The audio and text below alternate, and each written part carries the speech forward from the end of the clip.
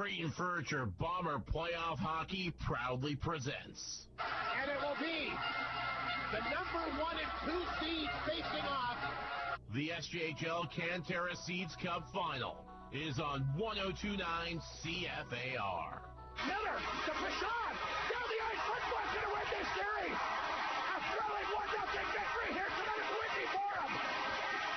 I actually felt this booth vibrate. I'm not just saying that. The number 2 seed Yorkton Terriers square off against the number 1 seed, your Flin Flon Bombers. I want everybody to know our players are so proud to be playing for our fans. Like, they love it. That is the biggest thing about being a Bomber. Here with the call of action. Breaking in, shoot, scores! There it is! And that is a beauty. The voice of the final. Miller to foot, try to jam it in! Quick and close, they score! 10 seconds. Again! That's the Whitney Forum. The one and only. So here we go! Mr. Rob Hart. Alrighty, and welcome back to the Whitney Forum. The sidelines here for Game 2 of the Canterra Seeds Cup Final. Once again, the Flin Flon Bombers, the Yorkton Terriers. Yes, the first and second seeds, first playoff meeting since 1989. And boy, what a gem for Flin Flon last night. Their recipe for success, at least in this rink, is score early and score often. They did that. Got a quick goal by Landon Alexander last night, followed it up with a couple more goals, took a 3-0 lead. Eventually, chase starter Callum Craig. Of course, the Terriers took some penalties as well, which didn't help their cause, but Flin Flon got to the net, took advantage of their opportunities, and a great start to the final. The 7-3 victory, and here we are getting ready for Game 2. Diane Russell, manager of CFER, said, ratings not high enough. What can you do? We bring in the big dog, Raphael Frey, once again, trying to get a little bit higher in that department. One thing's for sure, Raphael, a great start for the Bombers, and we look back at the last few finals they've been in.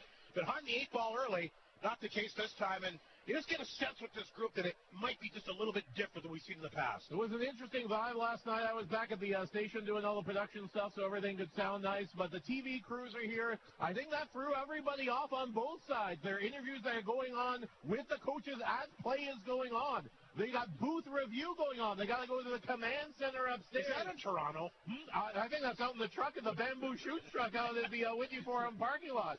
So it's all these different sort of things that teams have had to cope with. A little later start time, and Emery Olison, the pot boiled a little over for him. He was booted out of last night's game. So an interesting tone being set. I think the officials called some things they wouldn't have because they didn't want things to get out of hand. A very interesting vibe there last night, and a tremendous amount of energy here at the world infamous Whitney Forum tonight. Yes, and they've made a switch in the officials department. They thought they called a few too many penalties last night. A different crew tonight, my understanding is, the crew last night will not be part of any games again the rest of the way. But saying that, everybody takes penalties, Raphael. Yorkton came a little bit discombobulated, and I think a lot of the younger guys, they got a lot of young guys in this team. I mean, they've only got the 5 20-year-olds. They had a lot of guys playing their first junior game last night. What an environment, what an atmosphere. And I think that they were a little bit overwhelmed, and we're going to hear a little bit more from Emery Olison on that. But I thought, like you said, Yorkton never really got set. No, from the opening get-go, everything just seemed a little bit off. They were maybe, overtaken by the moment. I don't think it was overwhelmed by the moment. Just think all these little different things that are going on, plus the big crowd, plus the Bombers scoring first. It did get a little dicey there because Yorkton got those goals back-to-back and almost got the momentum going. But big saves by Charlie Trent, the shot blocking. I think some big hit there by Landon Alexander really helped out the Flin Flon Bomber cause. Be interesting to see what happens here tonight because I guess you got Morozov. He's not in the lineup. No, he got hurt right off the hop last night. Mike will address that as well in his half of the SJHL Coaches Show. But boy, who's going to drop next? I mean, you look at the guys not in the lineup again tonight. Leo Seitz, what a loss that is. That Holmes played last night. Yeah, he's a healthy scratch, but then you got Sam Ward, who hasn't played since Game 1 of the playoffs. Yeah, he may not make it until they go to Yorkton. Yeah, they figured that he could be back then. Morozov got hurt. They're not sure on his status. Lees, of course, has battled injuries. And the young high-flying Hudson Brijo, we're talking some premier guys not available to go here again tonight. Lee's a great penalty killer, and he has a hot hand. He was Mr. Hat-Trick during the regular season. And Morozov, every time he makes a beeline to the net, he's a threat. He's just so laser-focused on going to the net. He's a big, big offensive weapon for the Bombers that they're not going to have tonight, but that's sort of been the case for the Flin Flon Bombers throughout the year. It has been by committee. It's been next man up. The Bombers never seemingly in trouble when they get one injury. Everybody somehow, some way manages to fill that gap, and the Bombers somehow manage to make it get a victory, and it just goes to the depth that General Manager Mike Reagan has done so that head coach Mike Reagan can get the lineups how he wants them. We talked about the guys that aren't in uniform. How about some of the guys that are playing? And you mentioned the General Manager Mike Reagan, the wonderful move of that trade with the Humboldt Broncos. All three of those guys, I mean, Connor Miller might be their best player in the playoffs, and they've had contributions for everybody. Leads the team with 8 goals. Charlie Tritt, of course, won the goalie of the year. He's been lights out, won that big game here, Game 7 against the Weyburn Red Wings on Wednesday. Shut out, yeah. And Knutsen's been just an absolute anchor on the blue line. So getting back, we can focus on some of the guys that are out, but, some big moves, guys that are playing, and those 3 former Broncos have been a big, big factor for Flin Flon in the playoffs. And we know the story for Mike Reagan at that trade deadline. Loves making the big moves, and the fan base also is a little trepidatious on that, because you don't want to ruin the chemistry of the team and the things they got to have. But Mike Reagan kind of had done this before. I think we got to have some faith in him. He got guys that he knew would play the Bomber way, that would fit well into the system, and these acquisitions have done just that. Well, and he knew Connor Miller because he coached at the World Junior A Challenge a couple of years ago, so they kind of built up that rapport there. I know he's wanted Knutsen the last couple of years, and who's going to pass on Charlie Tritt when you have a chance to bring him in? So we're looking forward to it. It's the second game tonight. I'm expecting quite a bit different outcome tonight. And for Yorkton, they got to get off to a better start, Raphael. We see what happens when the Bombers score a couple of quick goals. Yeah, they get the vibe and the energy, and the goals just tend to breed goals. Be interesting to see how jacked up Yorkton is going to be. Are they going to be jacked up and undisciplined? Are they going to be fast? That run and gun style that we talked about last night, you and Mike Slip were very interested in seeing how free-flowing it is. That run and gun can lead to turnovers when you got... Well, that led to Yorkton's 2 goals. Yeah, the Flin Flon Bombers, I know Mike Reagan preaches defense, but you know his teams and you know him as a player. I don't think he'll be too scared of a run and gun. Well, he wasn't last night. We'll see what happens again here tonight. And by the way, Troy Semenchuk will be the official tonight. That's a big deal. SJHL official of the year. They're going to go to him. He ref Game 7 here against the Wings on Wednesday. Of course, you were here for that hockey game. It was a very well-officiated hockey game. There were still 5-on-3s going on there. You can't just put your whistle in your pocket. If there's a penalty out there, it's got to be called. So it'll be interesting to see if the energy from the room here dictates what happens in the game. So Semenchuk will be in charge. Interesting little tidbit about him. Also, a CFL official has actually refereed a Grey Cup. Wow, Mr. Fish, that's right. It's the guy, Gene Steratore, he's the analyst for CBS. College basketball and Super Bowls. It's on the Final Fours for both, too. Looking forward to it tonight. Puck drop will be about 7:37 due to the TV crews. We'll take a quick break. Come back with the respective head coaches and chat about last night and obviously some of the things that they're looking for their teams to do here tonight, the big game number 2 of the Terriers Seeds Cup Final. Bombers Terriers, again, the first playoff meeting since 1989. It doesn't get any better than that. Back with Mike Reagan, the first half of your SDHL Coaches Show for Great North GM. From the one and only Whitney Forum on 102.9 CFAR and FlinFlonOnline.com. Great North GM is one of the leading new and used vehicle dealers in northern Manitoba, equipped with a highly trained and professional sales department. They also have multiple certified trained technicians on site to make sure you get the best service for your car, truck, or SUV at an amazing price. Stop by Great North GM in the Pas on La Rose Avenue, because it's always a great day at Great North GM. Good evening. Welcome to our SDHL Coaches Show. Mike Reagan, the head coach of the Bombers, will join us. Mike, what a great way to kick off the final last night. Kind of the secret to your success, that first big goal, and it just provided all kind. Actually, Alexander, a couple big body checks.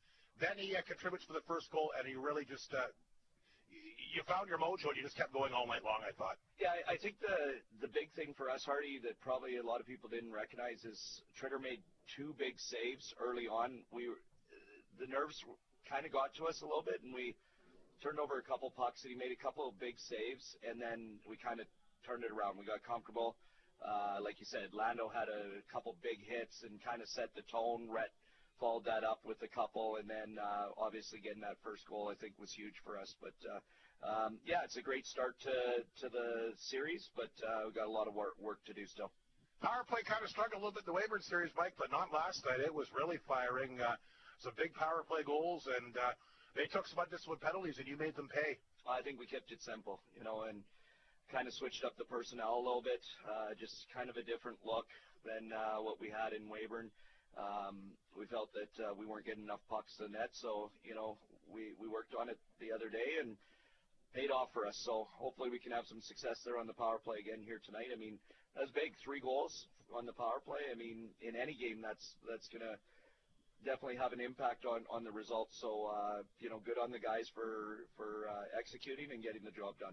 We mentioned this on the post-game show last night, Mike. I thought obviously the power play was important, and you mentioned the saves from Tripp, but the way that you were able to get to the net, and it didn't really seem to matter who was on the ice. You seem to get there and just create a lot of really good chances. And you get that many good chances with the players you have, you're going to score some goals. Yeah, you're right, Hardy. I think we looked at the stats this morning, and we had 26 chances inside the house last night. So when you're able to generate that much success in that area, I think it bodes well for the team. It means we're funneling pucks to the net and also getting bodies there. So, I think we did a better job of that last night than we did in the Weyburn series. I think we had our moments in the Weyburn series, but it's a good start. It certainly is. And I know that it's a brand new year, but you go back to the last 3 times you've been in the final, you've been behind the 8 ball so quickly. It must be nice to get off to a good start and just keep the energy going here. And obviously, I think the win on Wednesday with the short turnover really helped. Yeah, but they also had a big win on Wednesday too. So, we're both in the exact same situation besides the fact we get to start at home.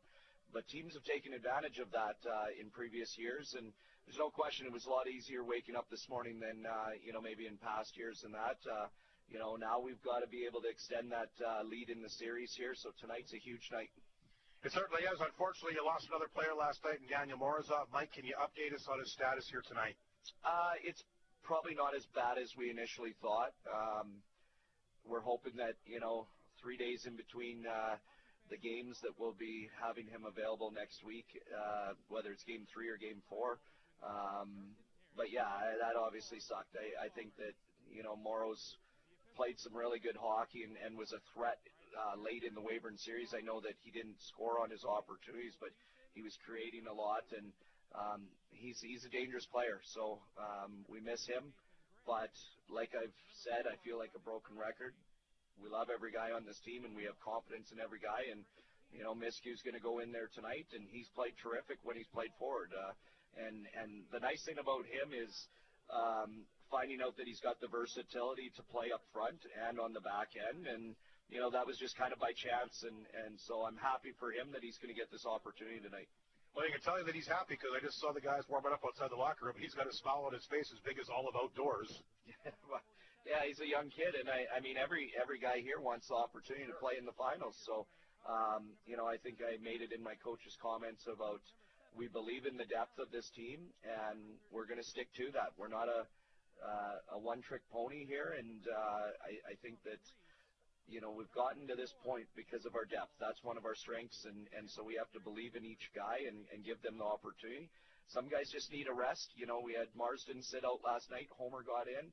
Played a terrific game. Get Mars back in here tonight, and I think you're going to see some lineup changes over the next couple games as well, and try to use our entire roster.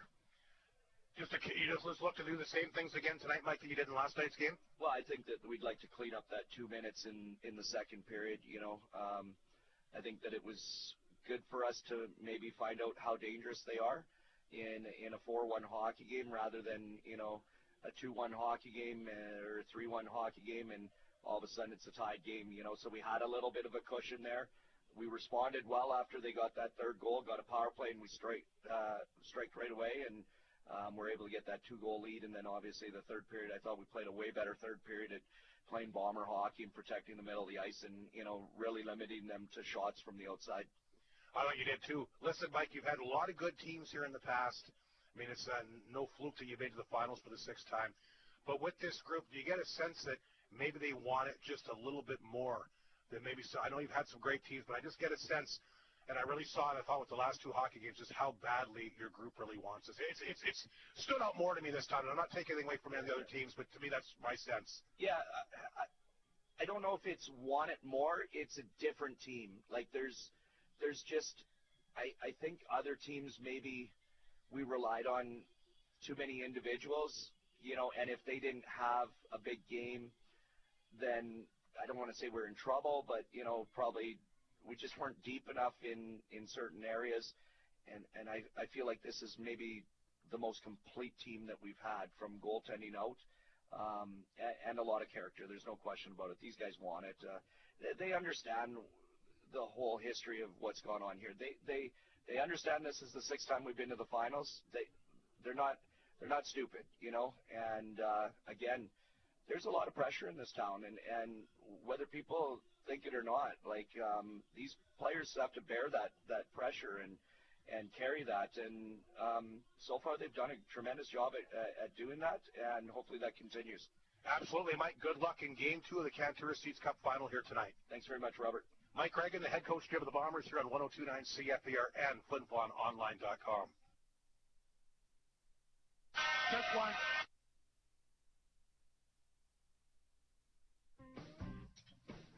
Bailey Homes has 15 years experience in the North, specializing in RTM homes and foundations, and are also proud supporters of our community. They are so thankful to Flin Flon and the surrounding areas for supporting them all these years. Bailey Homes is always willing to chat with a potential customer to show what they can do for our community. Your trusted builder in the North. Visit bailey-homes.ca. SJHL Coaches Show continues. Emery Olison will join us once again here tonight. And Emery, obviously not your night last night, although you did make it a 4-3 hockey game there when it looked like Flin Flon had a chance to run away with it. But today is a new day, and I know that you're obviously disappointed with some things that you saw in last night's game. But the good news for you is you could still win here tonight and take away home ice advantage, and I'm sure that was the one of the goals coming into Flin Flon this weekend. Yeah, for sure. I mean, you got to take it one day at a time, and it became evident that, through that first period that things weren't really going our direction, and we made some errors, and I thought there was errors made in the game. There's some bounces that really went their way, and, it caused us to give Krager some rest that otherwise we wouldn't have given him. So, but you know what? A lot of things happen, and it gives you video evidence of what you need to do better, and there was plenty of that. But there was also, at the end of the day, it was 26 scoring chances for Flin Flon and 20 for us, which we wanted to kind of keep the scoring chances up, for ourselves, and sometimes that means they're going to get a couple. So overall, I think, if we clean up a couple of things and earn more power plays, it's a different game. Do you think maybe, especially some of your younger guys, a little overwhelmed with the crowd and the noise to start the game? I mean, because let's face it, they're on top of you here, and it's loud. It's got to be tough to communicate. It's very hard to communicate, and and I don't want to say only, because 1,100 people in a town of this size is just amazing. But in a rink that is steep and tight, and there's 1,100 people, and it seems like 1,050 of them have an air horn. Yeah. It's loud, and when we rewatched all the video and went through our clips, we took the sound out of it, and it sure felt different when you're just watching hockey, and that's what we said. Let's go into this game and try our best to drown out the noise, and on the bench, let's just get a little bit tighter and stick together and focus on the controllables, and yeah, it's there's a 16-year-old and two 17-year-olds in last night's lineup that though they didn't show their age, that's quite an environment for kids that were 10 years old 6 years ago. Chances are they probably won't forget their first playoff game in Flin Flon either. It was a frustrating night for you, Emery, but saying that, does that, not to say you're not motivated anyway, but does it give you even a little extra motivation for tonight? I hope so. You know what, and this is nothing's old hat in the playoffs. Everything's new, and everything just happened and is happening kind of real time and fast. But I did remind the guys we lost the first game of these playoffs. We lost the first game of the first series, and after every game we've found a way to rebound, with the exception of one, and then we followed that one up with a string of wins. So yeah, it didn't go our way. It was very, very frustrating. You see the ejection and the misconduct at the end, and honestly, the 7 power plays that Flin Flon got before then. It was a super frustrating night, and we can't play frustrated. You're not at your best. So, you know what, everything's going to be an opportunity tonight. If our penalty kill goes out there, you know, we get an opportunity to work on our penalty kill against a good power play, and when we get power plays, we want to capitalize like I thought we did a good job of last night, and we want to play 5-on-5 a little bit cleaner. I know in the Weyburn series, I know talking to Cody Mapes, he thought it was really important, at least in this rink, to try and get the first goal. And he did that in game 1, and he totally took the crowd out of it, and it was like, you know, obviously a lot more easier on the opposition when you do that. And I mean, I know it's a 60-minute game, Emery, but if you get quicker, if you get off to a good start tonight, that bodes well for your group. Yeah, I mean, the first goal this time of year, I mean, this rink and every other teams play with a goal advantage better than they do. You're forced to take risks, and you know, we certainly did that last night. Maybe that's our kind of character as our team anyway, is to take those risks, but there was a lot more of them because we were down 3-0, and credit to Flin Flon, they jumped on some pucks and put them in, you know, down our throats when we took those, you know, risks that weren't great.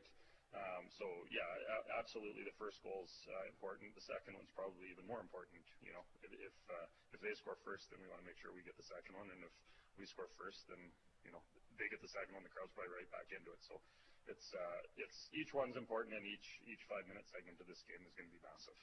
I hear you. I mentioned this to you earlier today. I'm going to mention it again. I thought McDonald was great. I mean, amongst last night, there's still some players in your team that stood out to me. I mean, Reese is obviously good every game I watch him.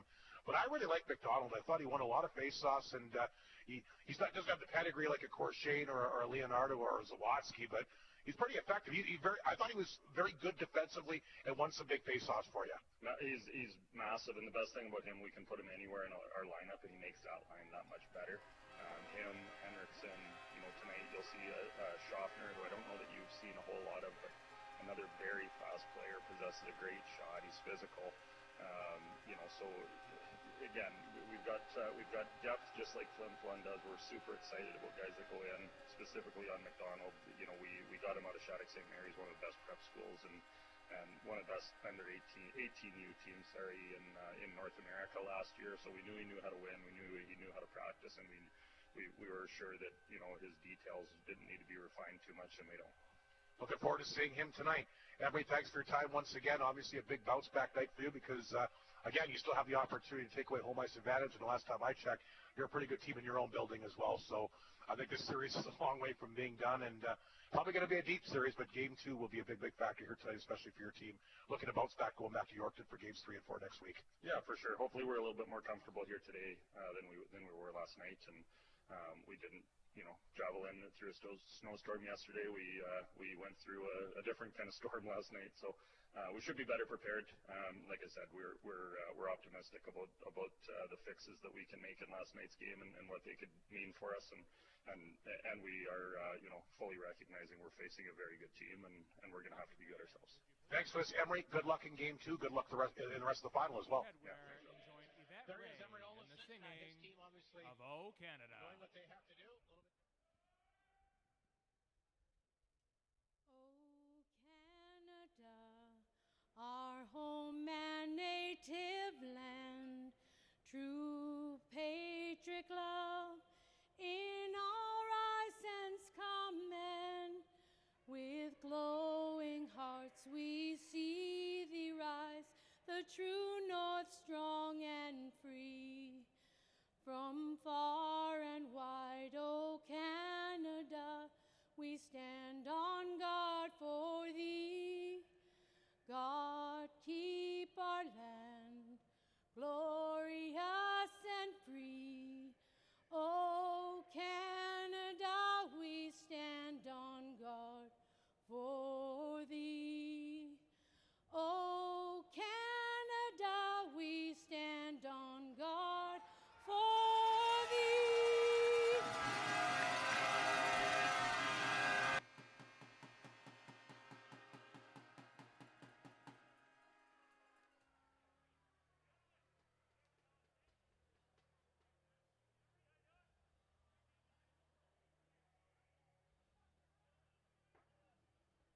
Here is your Flin Flon Bombers starting lineup, brought to you by Elite Communications. It's a masterful season in the playoffs. He's 8-3, 2 shutouts, the goals against a 1.85, or save percentage now 933. Bombers will kick things off with the big trio here tonight of Rhett Ewan, White, Stitton, Landon, Alexander. All three players, by the way, scored in last night's hockey game. And on the back end, they're going to start things off with two anchors, Flin and Knutson. So get ready for the Yorkton lineup tonight. Caitlin Craig will get the call. Got yanked from last night's game, but certainly not indicative of his play. Craig is 8-6 in the playoffs. Goals against a 2.57, a save percentage of .905. And the Terriers are going to start things off here tonight. They've got their big trio set to go here. It's going to be Vinny Judic, Aiden Valance, and Cash Lanigan, the SJHL's Rookie of the Year. And they'll start things off at the back end here with the likes of Thomas Reese, the SJHL's Defenseman of the Year. And he'll be back there as well with Drew Hiles. So that Raphael Saray is the Bailey Home Builders of the games, and we're looking forward to puck drop coming up here momentarily. Yeah, we're getting everything settled here, making sure that the TV crews are ready to go. They have to get the cameraman with the skates off the ice, maybe. That would help, because there's too many men on the ice there, Rob. Yeah, they got the camera guy right here for the opening face-off. Wow. Too many men, Rob, too many men. Face-off set to go. Stitton's going to line up here against the Terriers, Aiden Valance, and we're underway. And Alexander will quickly get the puck across the Yorkton blue line. He'll throw that one in deep. Brett Ewan, a nice slash there to start the hockey game. Flin Flon wants to try and start strong again if they can. They get the puck in deep. Alexander tries to tie up and poke away from him. Here's Heil. Up the boards. Judic just avoids the body check. Lanigan throws it back towards the Bomber blue line. Intercepted that time by Knutson. Here's Heil at center. Throws it back in. Knutson knocked it down. Up the boards. Ryder Muka will clear it out. Grabbed it center ice that time. And scooped up here by Corshane. Corshane did have a power play goal in last night's hockey game.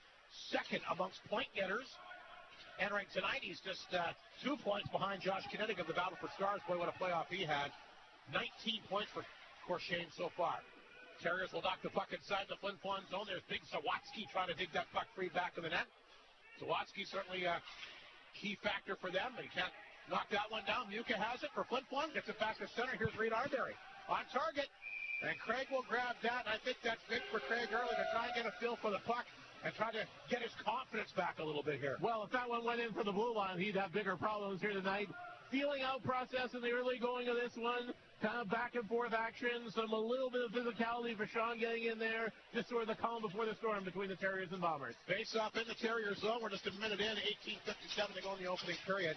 Delisle up there with Lavamere as well as Martin. Marston and Mounier on the back end. Marston back in tonight. Holmes went in yesterday. Played very well. I agree with Mike's comments. In the pregame, not bad considering he hadn't played a playoff game yet. But he looked at home there, and they want to get Marston in there. Maybe a little bit, obviously a little bit of a different field. Bigger, more physical guy. And we'll see how that goes here in this hockey game. Puck goes back to center ice. Picked up by Mounier for Flin Flon. He'll flip it right back in Yorkton territory. There's Lavamere with a big body check back to the net. Flin Flon loves to throw the body. Terriers have it, so it's a chance for a 2-on-1 here. McDonald. They head to Henriksen and went off his ankle here. Marston will pick it up for Flin Flon. Marston has got it. And he'll flip the puck out. Grabbed here by the Terriers at the blue line. They'll bank that one ahead to Schofer. Schofer, we're going to get a first look at him in the series. Been battling injuries the last couple of seasons, but he could be a difference maker for sure. Here's the pass to Lavamere at center. Dumped it back across the Yorkton blue line. Intercepted that time and fired out by Roberts. Yakubchuk will try to poke it ahead. Briltz has it at center. Sends it inside the Flin Flon zone. Off the side of the net. Bruce will pick it up. Flin Flon will move it ahead. Here's Jared Miskew. His second playoff game. Has a goal, actually. Came back in the Estevan series. Flin Flon gets it back in deep. Big body checks again. Alexander takes his guy down. Puck inside the Yorkton zone. Alexander throws it back out front. Backed away and redirected off Lesteros or top of the Yorkton net. Here's Ulmer. Yakubchuk a chance off an ankle. Puck will go to the corner. Yorkton will bank it off the board. Big body check again. Alexander behind the play as he goes barreling into Tyler Palin. Alexander steals the puck. He's across the Yorkton line. Here's a chance. Rebound. Oh, what a save by Craig. Alexander almost striking gold early again. Callum Craig, two brilliant saves. Judic will bring the puck back across the Bomber line. Oh, Callum Craig, two huge stops there. First with the glove, and then he got the pad down. And Alexander, an opportunity here early. Puck back to the Bomber net. Yorkton weathers the storm early. Puck is back to the Bomber net again for Sean there to pick it up. Off the boards to Ewan. Redirected it to center. Grabbed here by the Yorkton D-man Buckley. Laid it ahead. Nice pass to Junik. Knocked away by Pashon. Ewan poked it back in. Here comes Ryder Muka. Still searching for his first goal of the playoffs. Knocked it down deep. Muka. Back of the net. Picked up here by Stinton. Out front. Chance Mounier. Save again by Craig. Mounier holds the puck in. Here's Morrison. Through traffic. Puck goes wide. Muka on top of it. He'll tap it right back in. Reed Arbery back of the goal. Puck knocked away from him. Lanigan will flip it off to Mick that time. Well, it took a bomber bounce. It almost stayed inside the zone. Miller can't grab it. Flin Flon gets it at their blue line. Mounier, center ice, will dump that puck in. Knocked away that time by Craig. Boy, 3 huge saves by Callum Craig early, Raphael. Safe to say he's had a nice bounce back so far. Yeah, but he's playing with fire here. Big rebounds he's offering up as well. And Alexander, boy, he's just knocking folks around even out of their skates. Huge opening part of this game for Landon Alexander. 2 big opportunities scoring and taking like the Tasmanian devil of the Bombers. Absolutely. 3:44 gone. Shots are 4-0 Flin Flon. The Orland Motel shot clock. Pleased to welcome them to the broadcast here for the Terriers Seats Cup Final. Delisle will take the face-off here inside the Yorkton zone. Yorkton will get the puck out. Delisle will pick it up, and he'll hammer it right back over in the vicinity of Lalamere, who got his first playoff goal in last night's hockey game. Martin will pinch in. Terriers knock it down, comes back out front. Delisle throws it back out front that time for Martin, a little bit under past him. Knudsen, he'll try to keep it in. Henriksen, the Yorkton captain, will grab it. They got a guy in behind the D here. Knudsen just gets back here. Good thing for him he did, as Schulter was there. Knudsen played it ahead. Flin Flon looking good early. A pass to Lalamere. Inside the Yorkton zone. Bartha took it from him. Bartha back of the net. Bartha hangs on. Pass to Schulter at center ice. He'll flip that puck right back in. Trent will stop that. He'll leave it there for Yakimchuk. Yakimchuk up the boards this time for Miskew. Miskew can't knock it down. Grabbed by Ulmer, though. Here's a backhand pass to L'Esperance. He'll flip that puck back in. Ulmer racing down on Reese, and icing call against Flin Flon. 15-16 to go here in the opening period. And we saw a lot of this after the whistles last night, a lot of pre-extracurricular activities, and it's happening again. And they're building up a nice end. I guess when there's so much on the line and so much emotion, it doesn't take much to get guys fired up. Well, usually it takes the second or third period, but everything carrying over there from last night. My sense is from this opening part, the nerves have kind of settled down a little bit, and they're actually just playing the game and not dealing with their own problems, dealing with their own issues. Well, I think by this time last night, already 2 penalties have been called. Yeah, the vibe was a little off. Here it's a little more free-flowing. 5-on-5 so far, but the teams obviously have tightened things up in that department as well. Big face-off in the Flin Flon zone. The right of Charlie Fritz still looking for his first shot of the game. Terriers win the draw. That's Reese, who scored yesterday. What a dynamic player he is. SJHL's Defenseman of the Year, like we mentioned. There's a lot of good ones in this league. Yorkton will throw it back out front. Nice job by Miskew to grab it. Miskew feeds it to Ulmer. Ulmer blasts it down the left side. Gets across the Yorkton blue line. Took a big hit by Heil. Yakimchuk gets his stick on it. Keeps the puck in. Now it's picked up, and that's off the stick. Fired back in the Flin Flon zone. Bruce will have to hurry. Corshane on top of him. Back of the net, there's Leonard. The big line for Yorkton going to work with Stinton with 2 goals in last night's game. Comes up with the puck back of the net. Stinton lost the handle. Puck comes up front. There's a chance by Palin, and he'll fire that on target. Save made there by Charlie Trent, the first shot of the game for the Yorkton Terriers. 4-1. Flin Flon leading the shot count. And look at that 50-50 round. Over 33 grand already. Yeah, we're thinking 60 grand is not out of the question, and even more going on for tonight, as someone's going to be walking home just a little bit happy than everybody else. Face up back in the Flin Flon zone. Tremendous crowd again here tonight. 14:34 to go in the opening period. Junik to take the face-off against Stinton. Back in Flin Flon territory. Terriers win the draw. Palin lets that one go. That goes wide. There's Alexander. Chipped it ahead. Last time he was out there, got a couple great chances. Got the opening goal in last night's game. Puck goes back to the Bomber net. This is Knudsen on top of it. Off the boards. Looking for Ewan at center. Ewan gets it back to Stinton with the steal. Trying to come back to Ewan off his skate. Couldn't grab it. Junik back the other way for Yorkton. Gets it back over to Valance. Valance cuts in. Valance banned on it. Couldn't get a good shot away. They throw it back out front. Junik a chance. It didn't miss by much over top of the Bomber net. Terriers come close. Here's Knudsen back to center. Backhand pass knocked down at center by Valance again.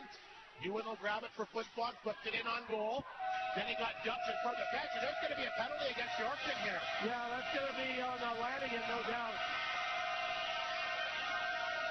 So Rhett Ewan dumped in front of the Yorkton bench, and Flin Flon will get the first power play tonight. Who you got for an Arctic Beverages contestant there, Raphael? Yes, we go to the cat here, and it's going to be Doug Rock. Doug Rock is your Arctic Beverages power play contestant. As the Bombers score, Doug will get himself a case of Gatorade water. Flin Flon 3 for 7 on the power play last night. They scored 8 times on 38 opportunities. Now at 21%, they'll take that. Yorkton penalty kill has struggled in the playoffs. They have given up 11 power play goals on 51 opportunities and are ranked 78.4%. We'll see if Flin Flon can strike early again. Well, I don't care who's officiating if you don't like it. That was a pretty blatant call it needs to make. Martin, Delisle, Stinton, Muka, and Fashon is the power play unit. Stinton's got the puck, feeds it back to Fashon. Along the boards, Delisle, back at Stinton, trying to work out front, a shot. Craig stopped him. Oh, he's been good early. Stinton again in the corner. Feeds it to the right point. Delisle will slide that pass to Fashon. Fashon back at the corner here, back out front. Nice pass. Delisle a chance and blocked out front that time by Horbashewski. Here's Wyatt Stinton again. Good puck control by Flin Flon. They're moving it around very well. Fashon's got it. In the corner from Muka. Back to the left point to Fashon. Fashon hangs on, shoots it. Oh, he had Stinton open back door, goes through his legs. The puck will come out. And grabbed by Delisle, who throws it back in the Flin Flon zone. Fashon goes back to get it. A minute 15 to go in the power play. 13 minutes remaining in the scoreless opening period. Great chance for Flin Flon early. Fashon, nice pass. Delisle makes a good move. Back out front. Martin can't shoot it. Back to Fashon. Through traffic. Craig to save. Bouncing puck in front. And grabbed it. Sent down the ice that time by the Yorkton D-man, Brett Buckley. Flin Flon will start off with square one again. 49 seconds to go in the power play. 12 and a half to go here in the period. Here comes Connor Miller. 8 goals to lead the team so far in the playoffs. Pass that time to Arbery. In deep for Ewan. Bartha is back. Flin Flon holds the line. Knutson. There's a good chance that time by Miller. And boy, Craig on his game tonight made another good save there. Big rebounds, though. Buckley after it. He'll poke it ahead. And Hendrickson will redirect to the Bomber blue line. 24 seconds to go. Knutson on it quickly. Back to Alexander. Alexander across the line. Knocked away. Great defensive play by Bartha. And down the ice it goes. 15 seconds remaining in the power play. Flin Flon's had some good chances, but have not been able to beat Callum Craig so far tonight. They'll get another opportunity. Ulmer across the blue line. That one knocked away, but it hits a skate. Ulmer back on top of it. And somebody must have been offside, I guess. Anyway, 2 seconds remaining in the power play. Some good chances for Flin Flon, but Callum Craig, a couple big saves. Yeah, Bombers have been able to work it around really good, getting a lot of space to get those shots going and putting bodies in front of Craig. Craig, though, his rebound control. Things are coming on and giving the Bombers a second bite of that apple. Trend the other side tends to suck everything in. Lesperance to take the face-off against Valance outside the Yorkton blue line. Valance not in uniform yesterday either, so some, like Emery mentioned in his half of the pregame, that they made some changes, and Valance has looked good here early as well. Off the face-off. Ulmer across the line. That'll do it for the power play. Lanigan is out of the box. We're back to 5 aside, so Flin Flon 0 for 1 here tonight. Flin Flon gets that puck in deep. They're jamming away here in the corner. Lalamier, Lesperance. Junik, though, comes up with the puck. He'll throw it back to the goal. Stolen back in it by Lesperance. Lesperance hangs on. Back to the point. Bruce knocked it down. There's a long shot. Alvaro chance. A backhander looking for Lesperance, and that one gets intercepted. Here comes Valance. Back to Lanigan inside the Flin Flon zone. Lanigan will hang on to it. Throws it back in deep. Bruce up the boards to Yakimchuk. Back got blocked. Terriers hold it in. They'll work it back to Heil. From the blue line. Partially blocked that time by Miskew. Nice job there. Puck stays inside the Flin Flon zone. Grabbed in front of the net by Ulmer. And again, he'll skate away with it to center. And he'll flip it into the Terrier zone and go out for a change. And Heil, the Yorkton D-man, will pick it up back of his net. Miskew, Reagan was talking about before the game, great defense as a forward. He made a great shot block there. There's Martin knocking it down. Here's Lalamier across the blue line. Hangs on, shoots it. And Craig will kick that one in the corner. Mounier at the blue line can't hold it in. Terriers get it back. Here's a chance. No, Crochet can't get around Marsden. Marsden in perfect position that time. And they'll play it back outside the zone. Marston is after it at center, gets a hold of it. Look out! Ooh. He catches one of the Bombers at the side of the face with the puck here. Oh my goodness, I think is that Alexander? That might be Lalamier, actually. So Marston trying to clear the puck. He catches Lalamier up high, and he goes down. And he caught that one right underneath that visor, Raphael, and I bet you that's smarts. Yeah, that may be in and around the eye area there as the Trainers are getting a look at things. He went down in a heap, as we'll take a look at. Yeah, he was. You're right. The Yorkton trainer went out there right away as well. Yeah, the Yorkton coaching staff knew right away that he needed to be looked at. Tough break there for Lalamier. He had such a good game. He had a really good playoff. And he catches that one high. And the two trainers out on the ice to work on him immediately.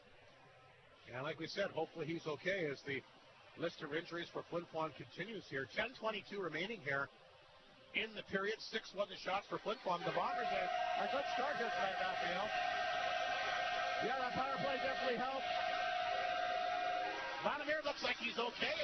He's going to be okay. There's no blood on the ice, so that's always a good sign. He looks like he might have caught that in the neck, actually. Yeah, it was right. He just went down in a heap and just kind of hit him on the button. Yeah, I mean, he wasn't very far away from when he shot the puck either. Lalamier looks to be okay, which is good news for Flin Flon. Yeah, he's just going to take a breather and stay on the bench. In terms of puck possession, the Bombers very much well ahead and controlling the Yorkton end. Here's a chance for Arbery. Drop that one back. Flin Flon trying to hold it in. It comes out. Grabbed by Fashad. He'll rip it in. Craig got a piece of it back of the net. Here comes Arbery racing in there. Puck is flipped outside the zone. Grabbed by Knutson. He'll hammer it right back in. Bartha, who played really good on that Yorkton penalty kill, will pick it up at the side of his net. Bartha does get rid of it. Gets it outside the zone. Cut off by Arbery. He'll dump it right back inside the zone. Here's a chance for Arbery again. Hangs on it. There's a shot. Blocked by Briltz out front. Flin Flon will chase down the loose puck. There's Ryder Muka. Deep in the zone. Tried to pin that one up. Now it comes free. Grabbed here by Zawatsky. Puck the blue line. Held in by Fashad. Look out now. He catches Briltz with it in the face. A couple players taking pucks up high. Corshane gets a hold of it and rips that on target down the other direction. You can hear the fans react on that one. Briltz struck that one right in the noggin as well. Puck comes in front of the Bomber net. Picked up here by Palin. That one bouncing around in front of the Bomber net. Sitton can't get set up on the shot. Lost a bit of an edge here. Yorkton gets the puck in deep, trying to make something happen. 9:14 to go. Grabbed by Fashon back to the Bomber net. Had a guy draped all over him. Gets that puck back to Knutson. He'll flip it ahead. Palin knocked it down at center. Ahead to McDonald. They're offside. And blown down here with 9:03 to go. We'll take immediate timeout. Still looking for our first goal of the game. A good start for Flin Flon, though. Exciting. Game 2 of the Canterra Seeds Cup final will continue on 102.9 CFER and FlinFlonOnline.com. Your local McDonald's at the Flin Flon Walmart location is excited about the brand new menu item, the Chicken Big Mac. Just like the iconic Big Mac, it combines the distinctive blend of freshly toasted sesame seed bun, do you know the cup creamy number? Big Mac sauce, fresh lettuce, cheddar cheese, and tangy dill pickle. And don't forget to stop by to enjoy all your other menu favorites as well at the restaurant between 8 a.m. and 9 p.m. Monday to Saturday, 8 a.m. to 6 p.m. on Sunday. BHO8 is open co-op, 7 a.m. to midnight Monday through Thursday, and 24 hours a day Friday and Saturday, and open till 6 p.m. on Sunday. I'll try it. I'll find it. Local McDonald's once again at the Walmart location once again wants to congratulate and wish the Flin Flon Bombers all the best of luck in the SJHL semifinal as they push towards the Canterra Seeds Cup. 1987, the year of hairbands, Mike Tyson, McCartney, Guns N' Roses, and the opening of Shane's. The shopping there covers what you need and, more importantly, what you want. 10 Whatever seconds. you have in your mind to watch, listen, play, connect, and everything for indoor, outdoor lives. Shane's, since 1987. Thanks, Shane's. Welcome back to Whitney Forum. 9:03 to play in this opening period. Still waiting for our first goal. Flin Flon's had some good opportunities, but Callum Craig tonight has had a nice bounce-back game. Got pulled on 4 goals yesterday, but again, not really indicative of his play. And like Emery Olsen mentioned, the pregame is an opportunity to give him a bit of a rest as he played 11 straight games leading into that. Terriers have the puck back out. There's Reese trying to, or Nathan Henriksen trying to wrap around. Knocked away from him. Miller will bring it out to Alexander at center. Here's Alexander. Nice move to get that puck in deep. Alexander's had some moments again tonight. Swings it back to Mounier. He'll fire that one in. Puck came out front. Ewan trying to tap that out front. Nice job by Craig to get the paddle down and block it back of the goal. Ewan gets it back. Throws it out front. Knocked away that time by the Terriers. And Henriksen has it at center. And he'll dump it back inside the Flin Flon zone. Mounier grabs it. Yorkton making changes. Mounier forced back inside his own zone. Will drop that one back here to Jakobchuk. Here's a nice pass. Over up the left side. Over the Yorkton blue line. Flip that one in deep. Reese is back there. Martin collides with him. Knocked down by Ulmer. Spins, fires over top of the Yorkton net. The chance there. Terriers try to come back to Korbachewski. He gets it and flips it in. And Briltz will get in there quickly.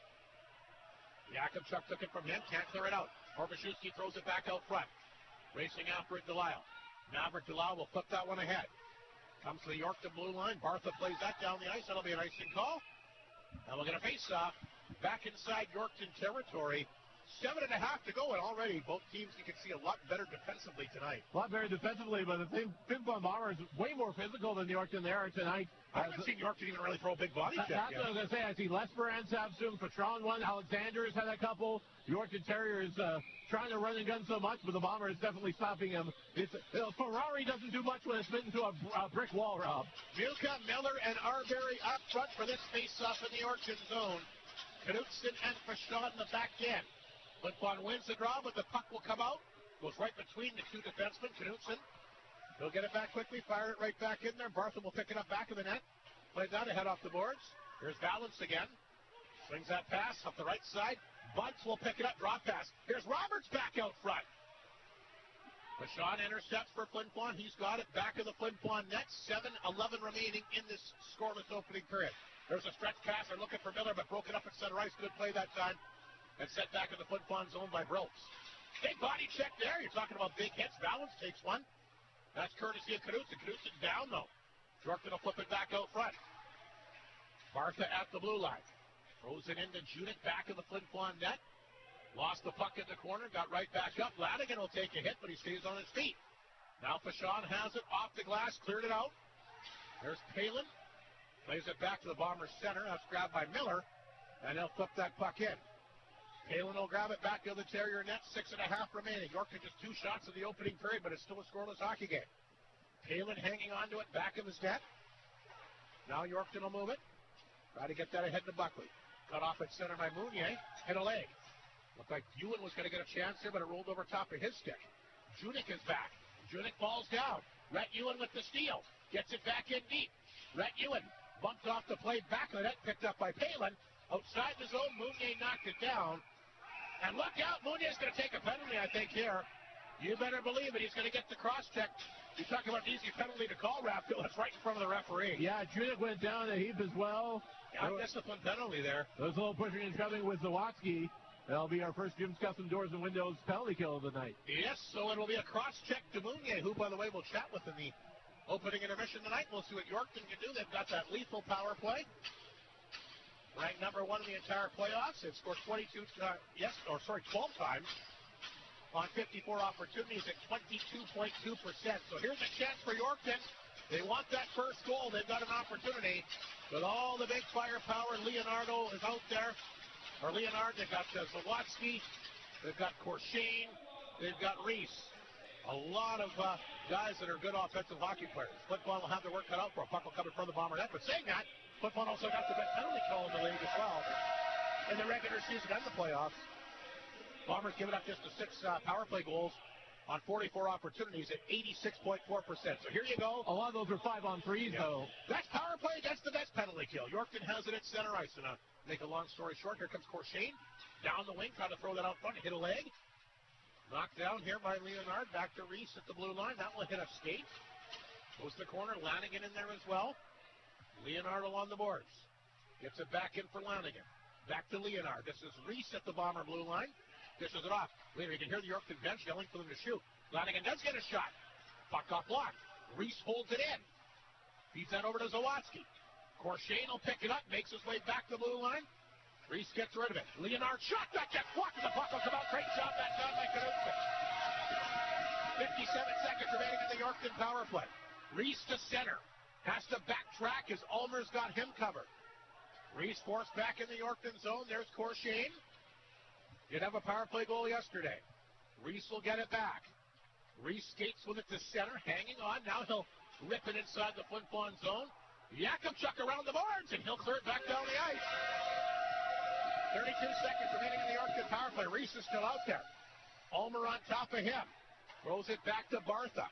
Reese will now go out for a change. Bartha across the line. That's knocked away. Judik followed it up. Got it back in deep to McDonald. Puck comes back out front. Palin will knock it down. He'll hold it inside the Flin Flon zone. There's a long shot. Didn't miss by much. Puck comes back out front. And that goes wide again. Racing after it is Bruce. He'll move it ahead. Bruce has got a partial break here, short-handed. Bruce back across the Yorkton line. Back counter on target. Craig stopped that. There's a big rebound, Raphael, you were talking about. Yeah, Bruce, that big body, he was very surprised he had that much open space. Flin Flon's killed the penalty. So both teams are 0 for 1, less than 4 minutes to go. Yorkton just the one shot on that power play, by the way. Bouchon along the boards. McDonald took it from him. McDonald back of the net. Knocked down by Bruce. Feeds it right back here to Rhett Ewan. He'll take off to center. Rhett Ewan hammers it in. Wyatt Stitton will fly after that loose puck back of the goal. McDonald in there. Might be a little bit tired. They've had these Yorkton guys out there for a while. Alexander. Back of the goal for Stitton, trying to get away. Stitton doing everything he can. Nice job to get it back to blue line. Mounier knocked it down. That one goes wide. Alexander racing after the puck again. Throws the body check. Ewan can't knock it down the blue line. There's Marston a chance. Stand on it. Grabbed in front by Ewan. Once again, can't get any wood on it. Marston holds the line. Alexander in there as well. Puck bouncing inside the Yorkton zone. Down to 3:07 to go in this scoreless opening period. And again, Yorkton, a lot of tired bodies out there. Flin Flon continues to battle for the puck. Yorkton can't get it out. Now they do. And Bouchon waits for it. Feeds it back to Lalemire. Nice to see him back on the ice as he'll rip that one in. Isle is there. In the corner, Lalemire got a piece of it. Grabbed here by Martin. Martin looking for his first goal of the playoffs. And that'll redirect off him over the glass and out of play. 2:45 remaining. Boy, these teams really tight to checking tonight here in Game 2. Well, the Bombers definitely throwing the body a lot more than the Yorkton Terriers. Yorkton worked it around pretty good for that power play, but they were able to pull the trigger. Bombers doing a good job blocking shots, and as soon as it was 5-on-5, all the action went back into the Yorkton end, as it has been for the majority of the first period. 2:45 remaining. Shots are 8-3 Flin Flon. The Orland Motel shot clock allowed to take the face-off against Aiden Valance here inside the Yorkton zone. Puck comes to the blue line. Knutson will hold it in. Back of the Yorkton net it goes. Lalemire is after it. Lalemire, blue line. Bouchon a chance, and he ripped it over top of the net. Craig looked like he reacted a little bit late on that one. Puck will come out, though. Terriers trying to get it to settle down. That just misses Judik. He took a heck of a hit below from Martin, but got it across the Bomber blue line. There's Knutson. Inside his own zone. Played it back to Lalemire. Oh, threaded a nice pass this time to Delisle. Delisle. Inside the Yorkton zone, brings it in deep. Maverick Delisle, back of the net, will hang on to it. Dishes it back out front. Ulmer has it, shoots it. Craig kicked it away. Rebound grabbed by Miskew. Comes back out front. Intercepted by Corshane. He'll take off quickly. Corshane up the wall. That's Zawatsky. Terriers are way offside as it went off the tip of Zawatsky's stick. He'll feed that one back to Bartha. Bartha back in his own zone. Hangs onto it. 1:48 remaining in the period. Bartha to center. Flips it back in Flin Flon territory. Grabbed by Yakupchuk. He'll flip that one ahead. Lesbrance can't pick up the pass. It comes to Bartha at center. Feeds that back to Zawatsky. Zawatsky lost the handle to Mounier. Mounier hit somebody up at the Bomber bench and blown down. 1:32 to go.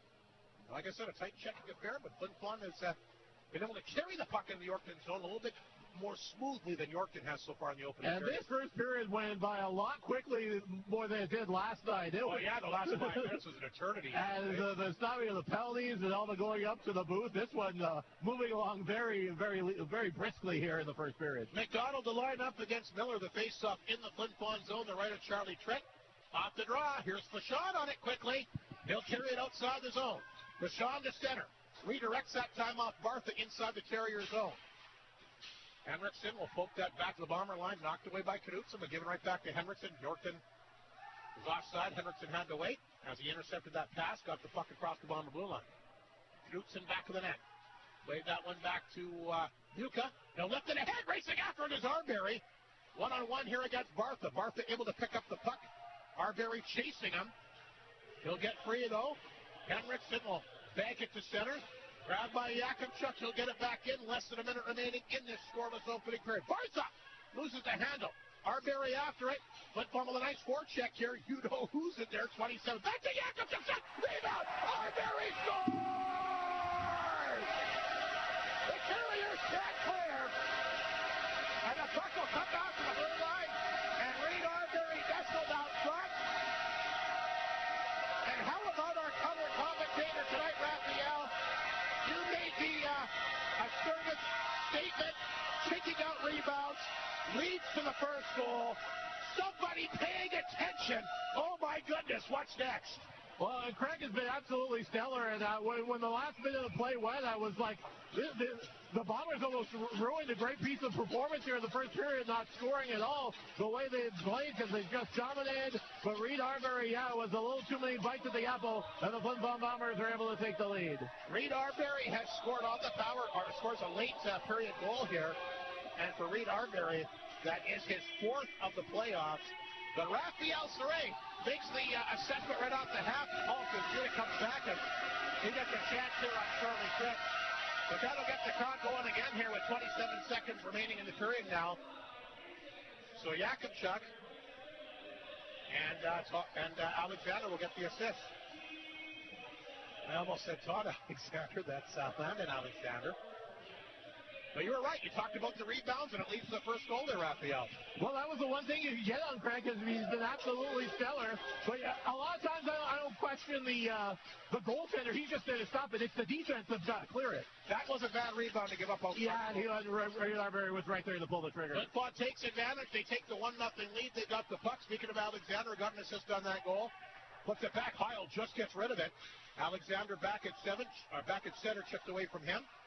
Flin Flon will try to move that back across the Yorkton zone. They'll send it in. That's an icing call.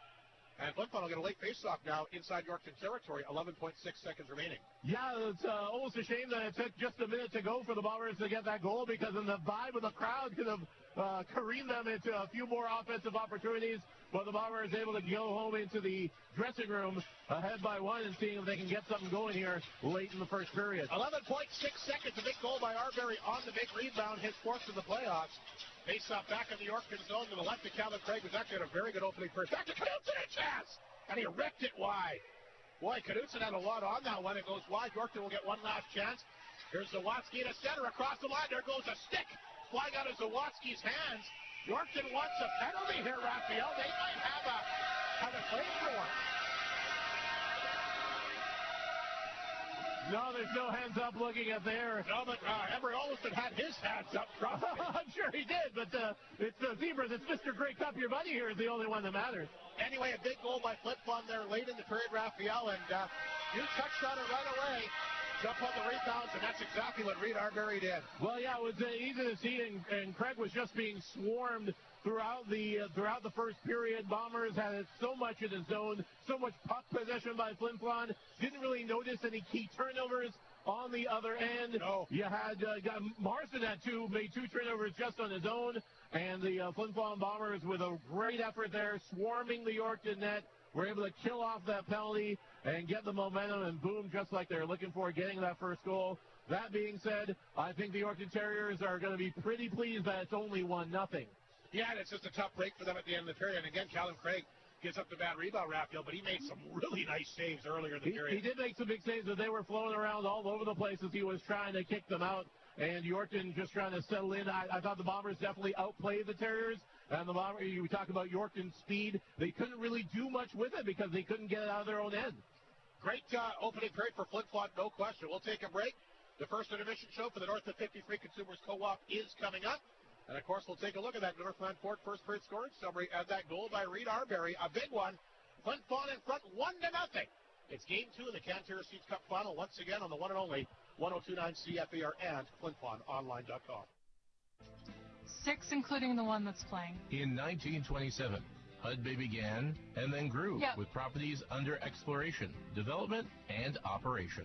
Hudbay is proud to be a sponsor of this year's Bomber playoff broadcast.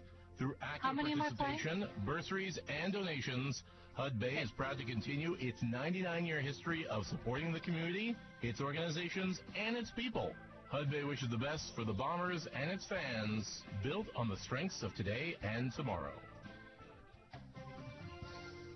Keep your eye out for heirloom navel oranges at the North of 53 Co-op. Harvested at their peak maturity, they're known for being less acidic and sweeter than regular oranges.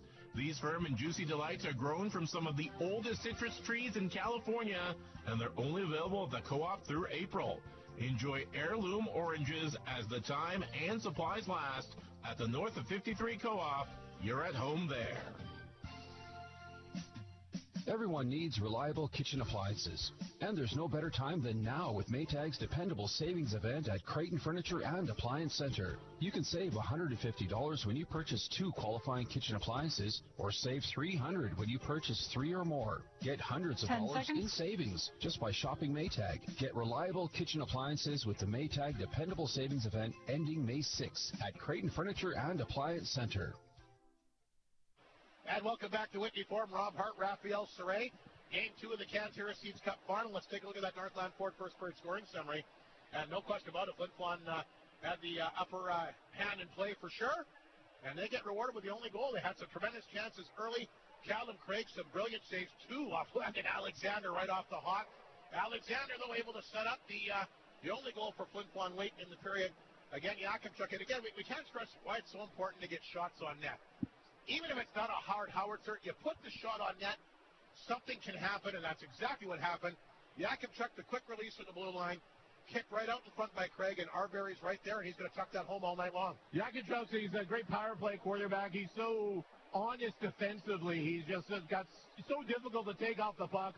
When he lets it fly, Craig was right there, and it's all about positioning. We were talking about the defense of Yorkton not being able to clear it. There was no one there on Arbery at all. Yeah, he was alone out front. And he was alone out front. He was able to quick release. We know Arbery's got that and was able to bury it. So one of those things where, yes, the offensive prowess of the Bombers, they're pouring on, but Yorkton's going to need to clean up their defense if they want to come back in this one. Well, it was quite a bit better period for them compared to last time, but you're right. Go figure, the one time that a guy's not covered, they get the goal. But Arbery's fourth in the playoffs, Yakimchuk and Alexander, the assists at 19-17. Those ones, the last minute, are backbreakers. We'll see how that propels both these teams coming out here for the second period tonight. Shots did favor Flin Flon 11-4. And both teams 0 for 1 in the power play. And Yorkton not really any real significant threats. They had a couple moments there, but again, like you said, the one thing I noticed, Flin Flon's controlling the play, and they're carrying the puck down the ice a lot more effectively than Yorkton's doing the other way, at least at this point of the game. And the physicality, the Bombers are crashing and banging there. Lesperance, Alexander, Fauchon, they're banging it around, and Yorkton is not responding. They're not looking too physical. They're not hitting any big checks that are rattling this glass. And we talk about the momentum. We talk about this crowd. Yes, the Bomber go nuts with goals, getting that first goal and everything. But those Alexander board-rattling hits get the crowd going just as much as a goal. No question about it. A great period for Flin Flon. They'll take the 1-0 lead. Reed Arbery's fourth of the season. Again, Yakimchuk, Alexander, the assist at 19-17. The shots, again, 11-4 in Flin Flon's favor. Both teams 0 for 1 in the power play. Like I mentioned, that's your Northland Ford first period scoring summary. Flin Flon in the regular season has carried over the playoffs, but they have a lead after one period of play. Good things happen. Flin Flon is 7-0 in the playoffs when they lead after the opening 20 minutes. When Yorkton trails after one period of play, their record is 2-2. But again, going to be happier. It was 3-0 at one point for Flin Flon yesterday, just a 1-0 lead so far. We'll see what happens for the second. More of the opening intermission for the Co-op. We will chat with Eitan Mounier. He's going to be our Creighton Pizza player profile.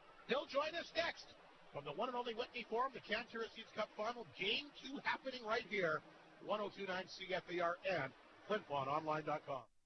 Picture this, a home that welcomes you with open arms, where every room tells a story of comfort and security. Jim's Custom Doors and Windows, your local go-to windows, doors, and blinds store. At Jim's, they believe in turning houses into homes. Their windows don't just frame views, they frame memories. And their doors, well, they open endless possibilities.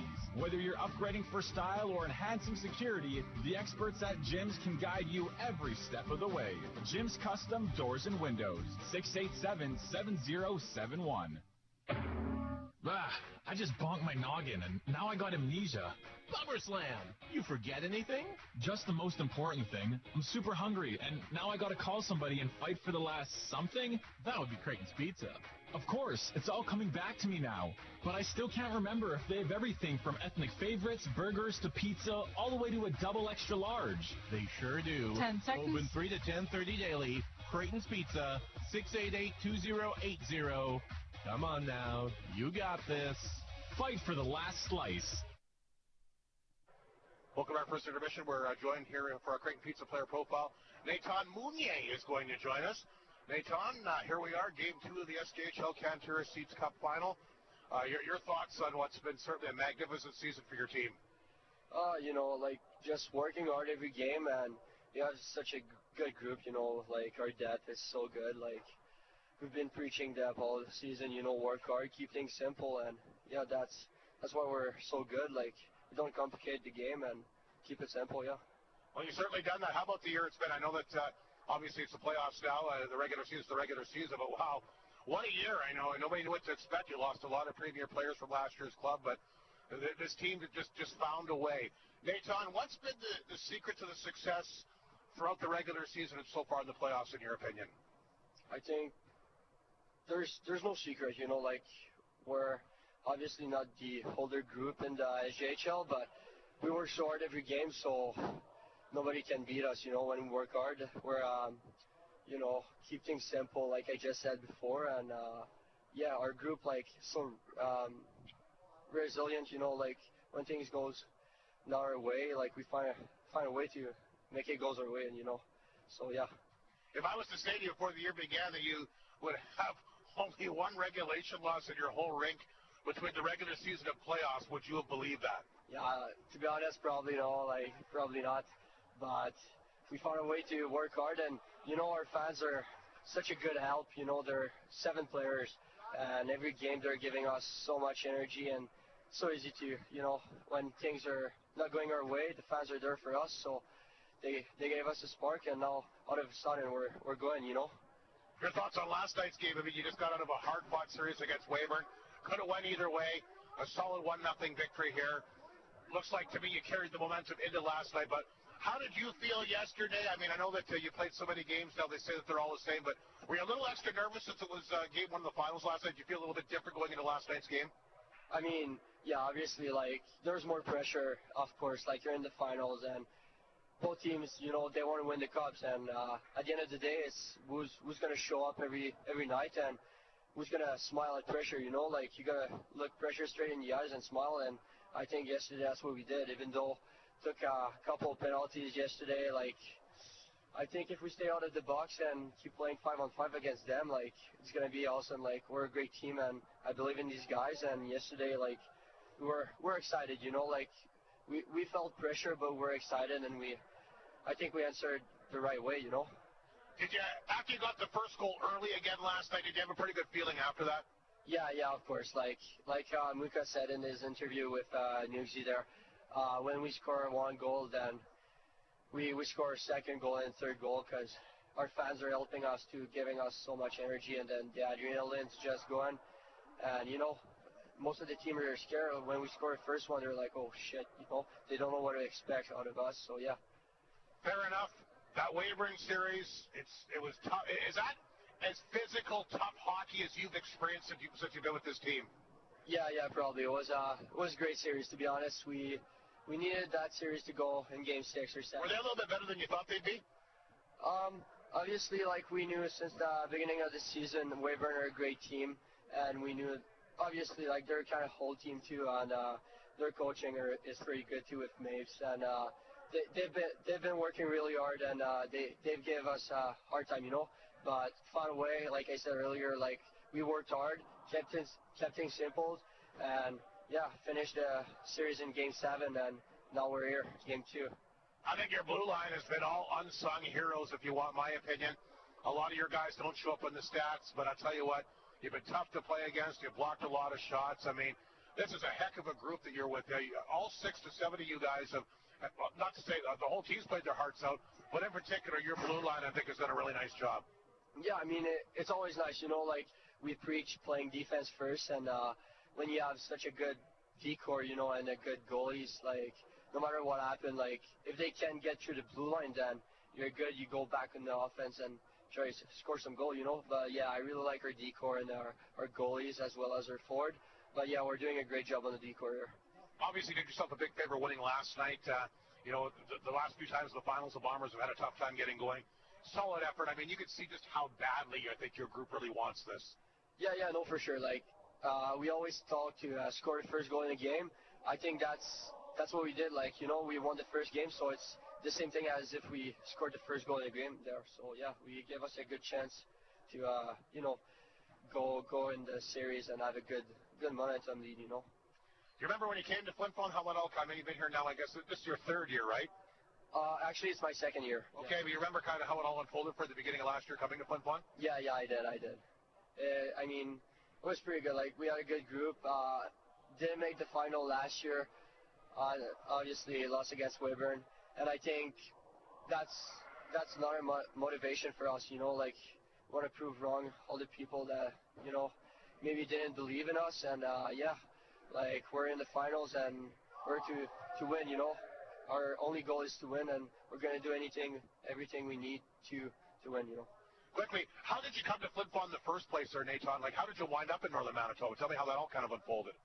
So that's my advisor, you know. I was playing midget AAA back home in Quebec, so obviously our team had a tough season, ended up last in the standings, didn't make the playoff, and yeah, I mean, my advisor reached out to Regs, and that's how it started, and then came up here, signed with the team, and yeah, I'm here today. So I guess I'm doing a good job, you know.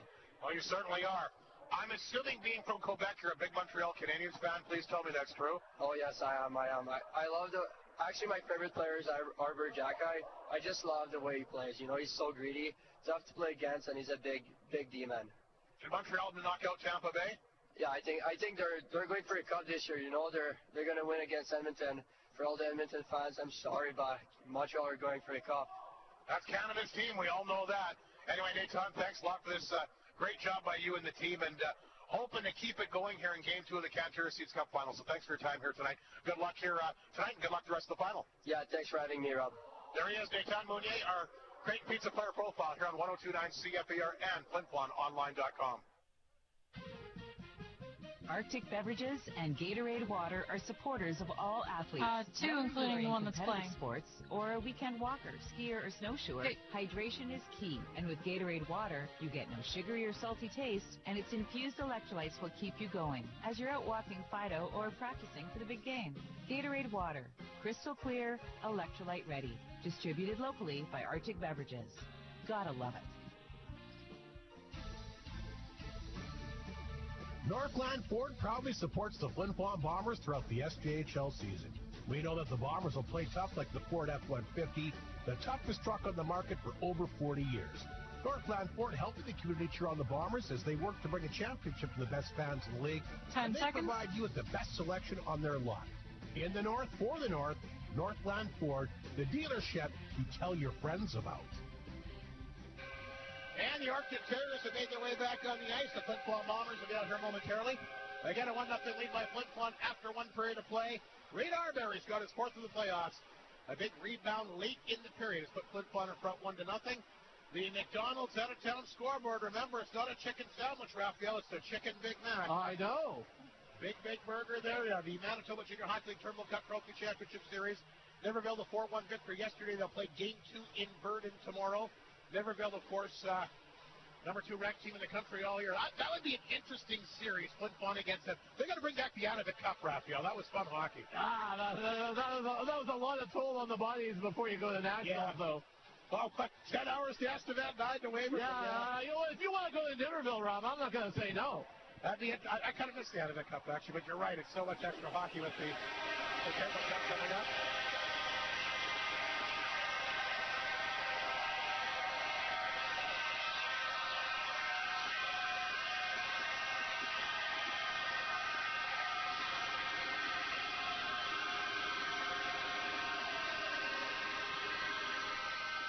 Bombers are back on the ice. I'm sure you can tell the Stanley Cup playoffs kicked off today. Carolina 2-0 win against Ottawa. Minnesota, wow, 6-1 over Dallas here today. My pick going all the way is Minnesota Wild. I have it. Yeah, that's a good pick. Philadelphia, Pittsburgh scoreless in the second period. That's what's happening in the Stanley Cup playoffs. We'll see how the Blue Jays made out here today. Or do you know the score off the top of your head? I do not. We'll find out. I know they lost yesterday. They've just been decimated with injuries here to start the year. So are the Bombers, but the Bombers somehow managed to win, Rob. Yeah, no kidding. And their payroll just a little less than the Blue Jays. Yankees over Kansas City, 13-4. We had Cincinnati, a 5-4 win against the Twins. Chicago done with the Mets, 4-2. Tampa Bay leading Pittsburgh 6-5, bottom of 11. White Sox have lost to the A's in 11-7-6. Blue Jays losing 2-1 to Arizona, bottom of 5. And that's your McDonald's out-of-town scoreboard here tonight. 1-0 Flin Flon leads it here, just underway in the second period. Once again, Reed Arbery's got his fourth in the playoffs. Yorkton will get the puck inside the Flin Flon zone. They come back to Buds. It gets away from him and rolls back down in the Yorkton zone. Look at Alexander beat him to the puck. That's amazing. Alexander hit hard. He goes down, but the puck will come to the blue line. Knocked down by Pashon. Goes back to Knutson at center. Like Alexander kind of had a little bit of the wind knocked out of him there, but balance across the bar line. Walks in, throws it out front. Had Junik out front, and he can't convert. Alexander will get a stick on it and tries to come back down the other way. Broken up by Bartha at the Yorkton blue line.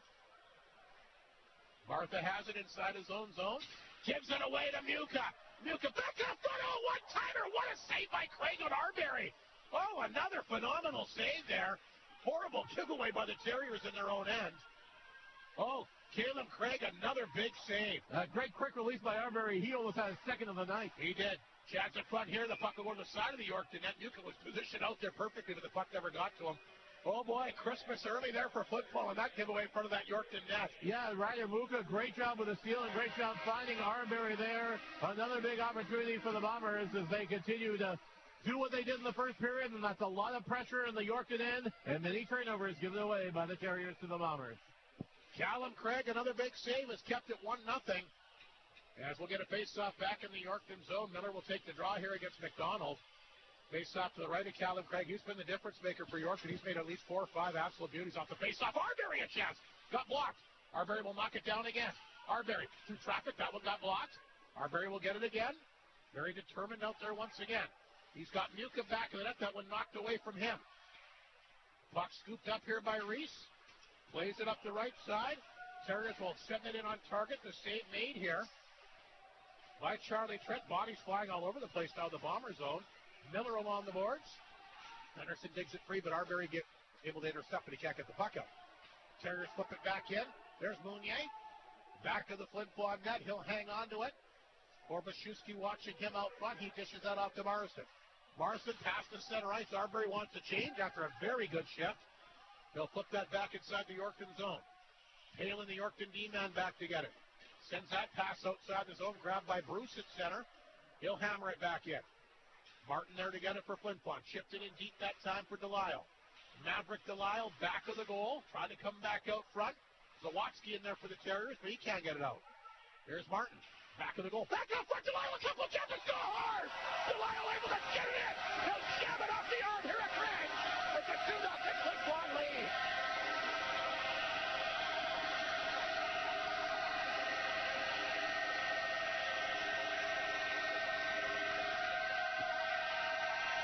Maverick Delisle perfectly in front of that. Here's the replay. What a pass by Jack Martin back to the net there. And Craig looked like he had his arm along the left poster, Raphael. You get another good looking on the replay, but Delisle found a way to slide that puck home. Yeah, there was a real laser beam of a shot. Quick release by Maverick Delisle again. He was in alone up in front, and when you're in that tight, that is not a lot of shooting space that Craig gave him. Almost a perfect shot. It was almost the size of the puck to get it in there. Maverick Delisle gets his third in the playoffs, and Flin Flon's taking a 2-0 lead early in the second period, and they're coming back looking for more. Delisle on it again. Reed Arbery had a couple good chances just before that. Delisle will get it in deep. He'll rim that around the boards. Wait for it. It's a shot. His shot comes back out front. Delisle on it again. Delisle back of the goal. Maverick Delisle hanging onto it. Lost it in the corner. Picked up by Corshane. Can't get outside the zone. Delisle will hold it in. Here comes Lalemire racing after it. Flipped outside the zone. Pashon He'll dump it right back in. Off the side of the Yorkton net. That's picked up here by Heil. Moves it ahead. Thomas Reese gives it away at center. Intercepted by Ulmer. Ulmer poked it back in. Heil gets it back to center. Grabbed by Yakubchuk and hammered back inside Yorkton territory. There's a big body check by Lesbar. Miskiw with the steal. Miskiw walked in. Ripped out over top of the net. Chance for him. Here comes Hormashewski back the other way for Yorkton at center. Can't beat Bruce to D-man. Miskiw gets it out, but Brooks will intercept. And he'll flip it back in Flin Flon territory. The Bombers come close again. How about that chance for Jared Miskiw? Yeah, he came in tight again and wasn't encumbered, wasn't blocked. The Yorkton D's coughed up the puck 3 or 4 times here early in the second period. Bruce will dump that one back in deep. Wyatt Stinton is after it. Pokes away from him. Puck will come out. Terriers trying to jump on it, but a good job by Miskiw. He'll pick it up and flip it back in the Yorkton zone. There's Bartha. Gets it away from Stinton. Flin Flon swarming Yorkton. Here comes Alexander. Who had somebody lined up and just missed him. There's a long shot for the blue line. Knocked away that time by Craig. Alexander, Bruce, the blue line shot. Ooh, Ewan just redirected that one wide. Roberts will pick it up, and he'll hammer that off the boards back down the ice, icing against the Terriers. And boy, Flin Flon really going after that Yorkton D here early in the second period. Yeah, and the Yorkton defense seems to be a little overwhelmed. They're coughing it up in their own zone. They're just trying to shoot it down the ice to give themselves a break. Bombers swarming, lots of great puck possession, all in the Yorkton end as the Flin Flon Bombers keep the momentum that they did in the first period. And now with that second goal, look to build on it. 15:51 to go. Second period shots are 13 for Flin Flon. Miller set for the face-off here, lining up against Brooks to the blue line. Pashon's chance. That got blocked. Miller tried to get it in the corner. Muka in there as well. Puck squirts free. Grabbed here by Arbery. Throws it out front. And that's poked away that time by Craig. Got his big goal stick on that. Muka knocked it down. Back up. Muka's had a nice game here tonight. They'll run it around the boards again. Pashon for the blue line on target. Craig the save. All kinds of traffic in front. Not sure how he saw it, but he did. Terriers back it back to center. Pashon cuts it off. Feeds it back to Knutson. Muka can't grab it. Redirected off somebody. Went in deep. Craig after it. Around the boards. Muka can't knock it down. Here's Lanigan. Lanigan played it ahead. Big pass. That's too far. Icing again. Break there for Flin Flon. And Yorkton will not be able to make any changes. And we'll get a face-off back in the Yorkton zone just underway in the second period. I'll ask you this, Rob. I'm noticing just with some of the last couple of lines, a big size differential. The Bombers are being able to play that heavy game and lean on Yorkton a lot. Yorkton a little more compact. It's tough to get anything going as the Bombers seem to have a size advantage here at Yorkton over the past couple of shifts. Well, I haven't been able to get anything going so far in this hockey game for sure. Flin Flon and all the plays put in the Yorkton zone. Flin Flon rewarded with a goal here early.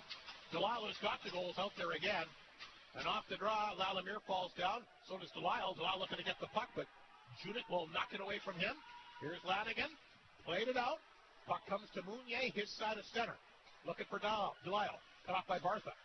Intercepted by Martin. Got that nice assist. Here's a grab here by Delisle. They're back on work again. Throws it on target. Craig got the right pad, made a good save. Judik on the rebound. Comes the blue line. Flin Flon holds it in. Here's a chance. Chance fired in the glove that time by Martin, and the glove save made by Callum Craig, and Flin Flon jumping on all the loose pucks. Yeah, they're pouring it out. Yorkton having difficulty clearing. And one thing we saw last night, those key faceoffs, Yorkton, I would say, won the majority of them. The Bombers are winning them here tonight. They certainly are, and boy, that line tonight of Lalamere, Delisle, and Martin has been fantastic. They got rewarded for the second goal, but every time they've been out there, they've been playing really heavy. Yeah, that's what I mean. They've got that size. They're using it to their advantage. Stinton, Ewan, and Alexander are right back out there for Flin Flon. The puck will come to the blue line. Pashon will hold it in. That one goes wide of the Yorkton net. Racing after it is Buckley. To the blue line. Knutson a chance. Ewan can't jam it in. And boy, Craig went down there. He kind of lost his footing in front of the net. Good thing it got knocked away. Ewan in front of the net there. Couldn't put her home. And again, no one was on him. Here's a chance now for Schofner off his skate. Flin Flon will tap it out. Alexander runs into him. Grabbed by Buckley. Flipped it back inside the Flin Flon zone. McDonald is there. McDonald back of the net. Tried to come back out front. Here's McDonald to Reese. Can't hold it in. Reese trying to get away from Alexander. Just gets free. Thomas Reese. Along the boards in Flin Flon territory. McDonald back on right. What a pass and what a save by Trick. He takes that one away from Zawansky. Great save there by far. Trick's best of the night. Ewan doesn't have a stick here. It's laying in the corner. Puck flipped back of the Bomber net. Picked up by Knutson. He'll get it off the glass, and he'll clear it out. What a save by Charlie Trent. Hasn't had to make many tonight, but Zawatsky, one of the top offensive players in the league, he stops him. Flin Flon back to work. Miscue. Knocked it back to Ulmer. Here's a chance, and he ripped it wide, glove side. Lesperance knocked it down, trying to throw it out front. Craig makes the save, and he'll hang on with 13:20 to go in the second period. And again, that Yorkton team's hanging around. You never know when they're going to get that good chance. And boy, Zawatsky, one of the guys, right out front, there it is. What a save by Charlie Trent. Yeah, only 5 shots on net for the Yorkton Terriers. That was their best opportunity. Right in the blue plate, but Charlie Trent showing why he's gotten all the accolades this year. Face off back in Yorkton territory, opening up a little bit here in the second period. 13:20 to go, a 2-0 Flin Flon lead. A late first period goal by Reed Arbery, and Maverick Delisle is scored here in the second. There's Zawatsky for the Terriers. Nice pass to Corshane. The big line trying to get the Terriers back in it. Buckley a chance, fanned on it. Grabbed here by Bruce for Flin Flon. Moves it to Miscue. Miscue looking good tonight. Will dump that puck in and try to chase it down. Leonard comes back. He'll flip that one ahead. Miscue fanned on it. Miller can't get it across the line either. Miscue battling for it at center ice. There's a big hit by Ulmer. Brilt's after it. Got the puck back across the Bomber blue line. Knocked away from him. Ulmer will pick it up for Flin Flon. He took a bit of a hit. Yorkton now trying to play the body a little bit more and trying to come at Flin Flon a little bit different way. Yeah, but guys like Bruce and Ewan aren't the guys to do that again. Briltz sends it back in the Flin Flon zone. Icing negated. Yakubchuk back to get it. Roberts on top of hit. Truck another penalty coming up against the Terriers. And no doubt about that one. Flin Flon back on the power play here tonight. And that means effective beverages power play time. Blas Santos, your Pepsi power play contestant, as the Bombers score. Blas will get himself a case of Arctic Beverages Gatorade water. Roberts will take the trip, but Flin Flon will take the power play. Their second opportunity of the game. They're 0 for 1. And Flin Flon now has scored 6 power play goals on 39 opportunities after going 0 for 1 earlier tonight. But a great chance here with 12:26 to go in the period. Here they come. It's going to be Martin, Delisle, Stinton, Nuka, and Fashon, the power play group here for Flin Flon. This big face-off in the Yorkton zone. Shots are 8-1 Flin Flon here in the second period. They got a goal as well. Maverick Delisle. That's the Orlando Motel shot clock, by the way. Puck hammered off the boards, and it takes a Yorkton bounce, and it'll come back down the ice in Flin Flon territory. And Xavier Fashon there to retrieve the puck back in his net. 1:41 to go in the power play. He'll send that pass to Delisle. Delisle back to Fashon. He'll hit Martin. Martin will get that one in deep. Here comes Muka racing after it. Muka in the corner. Slides it to the blue line. This is Delisle. Throws it back in deep to Stinton. Delisle. Fashon at the line. Right side again for Muka. A little bit over top of his stick, but he'll grab it and get it to settle down. Nice pass back to blue line to Delisle. Oh, Delisle just keeps it in. Just grabbed it as it was about to make its way across the blue stripe. Martin back of the net. Around the boards it goes. Fashon pitches in. Nice play. Picked up here by Muka. Back to blue line. Delisle walking in. Side of the net again. Stinton hanging on. No shots to the blue line. Fashon holds it. Stinton will throw it back to the goal. A minute to go in the power play. Now it gets knocked out. Short-handed chance here now for McDonald. McDonald to Lanigan. McDonald cuts in. McDonald a chance to save. Rebound. Picked up here as well. Lanigan after it. Can't get it to go. But a good chance for the Terriers on the penalty kill. 45 seconds to go in the power play. And Fashon back in his own end. Swings it ahead. Here comes Miller flying down the right side. Miller will bring the puck in deep. Miller, 8 goals in the playoffs. 3 of them have been on the power play. They'll get that back to Knutson. Fighting off a check. Puck though grabbed by Corshane at the Yorkton blue line. Beats that one back to Briltz. Across the line, short-handed a chance, and a quick save that time by Trent. Flin Flon gets it out. Here's a quick pass to Ewan down the left side. Back in Yorkton territory. Ewan will hang on to it. Lets Arbery take it. Arbery in deep to the boards.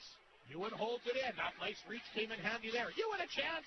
Off the stick over the glass and out of play. Just 3 seconds to go in the Flin Flon power play. Flin Flon getting a little bit, trying a little bit too many things. Not shooting the puck enough there, Raphael. The best Yorkton opportunities offensively have been with the man down here so far, as they've got 2 big chances. Maybe a little bit too cute, I thought. I think one pass too many. I think a little bit trying to work it around, trying to make that picture-perfect goal. And Yorkton swarm them. They got that kind of speed that they can make it into the bomber edge. Too sweet. And that's by far, like you said, their 2 best chances here. 3 seconds remaining in the power play. Face off back at Yorkton territory. Les Brocks to take the draw here against McDonald. McDonald's won a lot of big face-offs the last couple of games. And they're going to drop it. McDonald wins another one. Look at that. Great work by him. Power play over. Puck lifted back to the Bomber blue line. Marsden had trouble with it.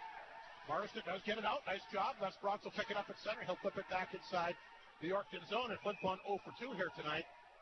Icing called against the Bombers. Emery Olafson's got to be happy with that penalty kill, Raphael. Yeah, that could have been a real killer for his team. I thought that was going to be a big momentum shifter going on there as the Bombers just working over Yorkton and just laying on them. And another opportunity there. 3-0, maybe too big of a hole to climb if the Bombers are able to get the next one. 2-0 Flin Flon leads at Yorkton. A couple of chances here on the penalty kill. We're at the midway point of the period. 10-15 remaining. 50-50, by the way, 46 grams. So note here, if Larry Feshin wins the 50-50, he will donate it back to the hockey club. I'm sure he would. McDonald to take the face-off against L'Esperance. Would Chris Bordas donate it back to the club if he won? He would buy everybody in the building a hot dog. You think he would? I think he could do it. There's a puck off the glass. I believe that when I see it. If the puck is back in Yorkton territory. And he got some money left over. Yeah. Palin gets the stretch pass, looking for Henriksen. It gets past him back in the Flin Flon zone. There's Yakimchuk bumped off the play. Delisle will pick it up. He's got the big goal for Flin Flon the second period. Gets that puck back to center. Grabbed by Palin. He'll dump it right back in. Yakimchuk back to the Bomber net. Picked it up. He'll take a look. There's a nice pass as he finds Lalamier across the Yorkton line. In deep for Delisle. Bumped by Bartha in the corner. Delisle will cruise in there. Like we mentioned, got his first of the playoffs last night. It's been a nice playoff. Puck flipped away from him. Martin holds it in. Lalamier, a chance! Out front! They come back up to Mark. There's a chance! Knocked down in front, never made it through to Craig. Flin Flon again, a couple opportunities, and it's this line again of Lalamier, Martin, and Delisle. They've been the best line for Flin Flon, certainly in this second period. They got the goal. And wide open shooting lanes that they've had the last couple of times. Absolutely. There's Palin. Feeds that one back to Buckley. Back to Palin. Center ice, Zawatsky. Flipped across the Bomber line. Picked up by Valance. He's going to the front. That gets a chance. And trick there to make the save at the side of the net. 8:58 to go, second period. Now then we're getting ready for our immediate timeout. We'll take another break, but it's a big goal here by Maverick Delisle. Flin Flon now leading at 2-0. Game 2 of the Cantor Seeds Cup final will continue on 102.9 CFAR and FlinFlonOnline.com. Bailey Homes has 15 years experience in the North, specializing in RTM homes and foundations, and are also proud supporters of our community. They are so thankful to Flin Flon and the surrounding areas for supporting them all these years. Bailey Homes is always willing to chat with a potential customer to show what they can do for our community. Your trusted builder in the North. Visit bailey-homes.ca. Creighton Furniture understands that you don't want just any appliance or piece of furniture. No, you want appliances and furniture that make a statement. And Creighton Furniture has what you need to create the feel, function, and features you want in your home, including great prices on upright freezers, retro fridges, and furniture with the colors you've been dreaming of. Make a statement by shopping at Creighton Furniture and Appliance Center, 688-7587. Now they got the wave going around here again here tonight. They're having a great time at the Whitney Forum like they always do. You didn't do the wave, Rob. You didn't do the wave. Crab is very upset. I'm sure he is. Everybody else is doing it. Well, you need everybody to be on the same page, Rob. Face off inside the Flin Flon zone. The left to net miner, Charlie Craig. 19-7 to shot Flin Flon, the Orland Motel shot clock. 8:58 to go. And a good time out there for Yorkton. Stop some of this Bomber momentum if they can. Rhett Ewan at center. Backs it ahead. Grabbed by Palin, set back inside Flin Flon territory. Knutson, he falls down. The puck will go back of the Bomber net. And Fashawn tangled up back of the net there as well. He and Judik are going at each other. But 8:45 to go. Tight checking again tonight. Flin Flon should get off opportunities, but a little bit of a glove puck pass. Callum Craig here in the second. Craig is the reason why that Yorkton stole this hockey game. Well, it's just 2-0. Craig is he's been the best player out there for the Yorkton Terriers for sure. Zawatski's had moments. They've had Lanigan do some things, but they haven't really shown that offensive pop that they're known for. Miller gets waved out of the faceoff circle, so it'll be Balance lining up here against Reed Arbery, who got the goal for Flin Flon late in the opening period. Again, a 2-0 lead. Face-off inside the Flin Flon zone. Buckley at the blue line. It's sent back to Palin. That one got partially blocked. Boy, a lot of shot blocks both ways. There's Lanigan in the corner. Bumped off the puck. That's picked up by Miller. He'll flip the backhander down the ice. That'll be an icing call against Flin Flon. Arbery loses his stick, but he'll have time to grab that because the faceoff will be coming back inside the Flin Flon zone with 8:29 to go. One thing about this hockey game, even though Flin Flon's up 2-0, Yorkton, with the way it's been tight checking, been able to keep the crowd out of it wrapped up. Nowhere near as loud as it was yesterday. Well, they've been taking some big shots there, and one thing Yorkton we do know, they can score in bunches like they did last night. And they got the big trio out there now of Leonard, Sawatsky, and Corshane. The face-off in Flin Flon territory. Miller goes down. They'll blow that one down right away. And no question about it, the most prolific offensive team in the regular season of the playoffs have a lot of weapons, and you allow them to hang around, you never know what could happen. Flin Flon, though, has had a good effort tonight. There's a chance off the face-off, though, for Yorkton. That's Leonard with a shot. Haven't seen as many. We're getting a little bit of a scrum now, Raphael, but we haven't seen nearly as many of those in this game as last night either. No, we saw one going on there in the first period, the same at the other end here. As I think Yorkton kind of knows that they can push and shove, and you can just see with the size here. Yorkton's definitely known for its speed and everything, but if they want to get into a banging an old-school bomber type game, I don't think that's the best course of action to take. Face-off again, deep in Flin Flon territory. Miller lining up here against the Terriers' Corshane. Both players leading their respective teams in scoring in this postseason. Corshane, Leonard's out. He's got 29 points in the playoffs. That's incredible. 18 points in the playoffs. And for the Flin Flon Bombers here, their leading scorer, like we mentioned, of course, is Connor Miller. Another big face-off win for the Bombers. Absolutely. They get the puck back down the ice. Ryder Muka, nice game. And that goes to Arbery, back of the net, in between his legs. Bodies flying again. We saw Bartha go down in front of the Yorkton net there. Terriers take the puck free. Bartha back of the net. Good fork check by Flin Flon. Bartha. Oh, he just got it out. It redirected off the stick and came back to center. But so big hit that time by Arbery. That's that. Muka with the steal. He'll take off towards the Yorkton blue line. He'll dump it in and go off for a change. Puck in right in front of the Yorkton net. They just get rid of it. Here's Sawatsky. Sawatsky in his blue line. He can fly to center. Here comes Sawatsky across the bomber line. Made another good move. Now it's tapped away. Ulmer leads the charge 3 away the other way. Here's Miskew back in there for Flin Flon. He'll get to it. Ulmer back of the net. Ulmer having a nice playoff. The 18-year-old Regina's got 3 goals so far in the postseason. 2 against the Bruins, 1 against Weyburn. Does he have one of them here tonight? Miskew takes the pass. Throws it on target. Craig will get the stick on that. Over the glass, another play again with 7:16 to go.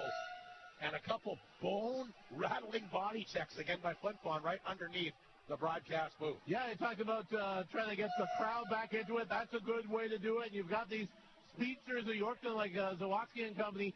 They're seemingly they're wanting to do it on their own there. They want to try and pass through 3 or 4 bombers. Not a sense of cohesion that you would like to see if Yorkton's going to get back in this one. Delisle against McDonald. Face-off once again back in Yorkton territory. Left of the goaltender, Callum Craig. Rock solid tonight off the draw. They'll work it to the blue line. Here's a chance. Knudsen. And he got knocked to the ice. Couldn't get the shot away. Good job that time by the Terriers. Henriksen at center. Knocked away from him. Delisle's got a lane now. Delisle across the line. Watson fires it. Blockered away. Great save. Callum Craig there. Rebound the blue line. Knudsen a couple whacks at it. The puck did come out. He'll fire it back in, but Flin Flon will have to clear the zone. Callum Craig. With a big save. Here's the pass to Henriksen. Knocked off his stick. Here comes Martin. Stopping the puck inside Yorkton territory. Ladimir calls for it. Trying to make a move, but that got blocked here by the D-man. Heil. And the puck is flipped over top of the Yorkton net. Nobody knew where it was. Orbashewski. Good work along the board before Stitten takes it from him. 6.5 to play in the second period. Puck rimmed around the boards again. Now it comes out back in the Flin Flon zone. Yakimchuk will track it down. Here's Yakimchuk, 3-year veteran of the team. He was there, of course, at the finals against the Mustangs a couple of years ago, and the tough semifinal loss against Weyburn last year, hoping for a better result this time. Icing against Flin Flon, questioning the call, but it will come back inside the Flin Flon zone. 6:12 remaining. Again, Flin Flon in front 2-0. A big goal by Maverick Delisle here in the second period. It'll be interesting to see what Emery Olson calls up here as this is one of the rare times that the Yorkton Terriers have been able to have it deep in the Bomber end here in this second period. Flin Flon didn't think it should be coming back there either, but Balance will take the face-off here against Wyatt Stinton. Back in the Flin Flon zone, the right of Charlie Tripp.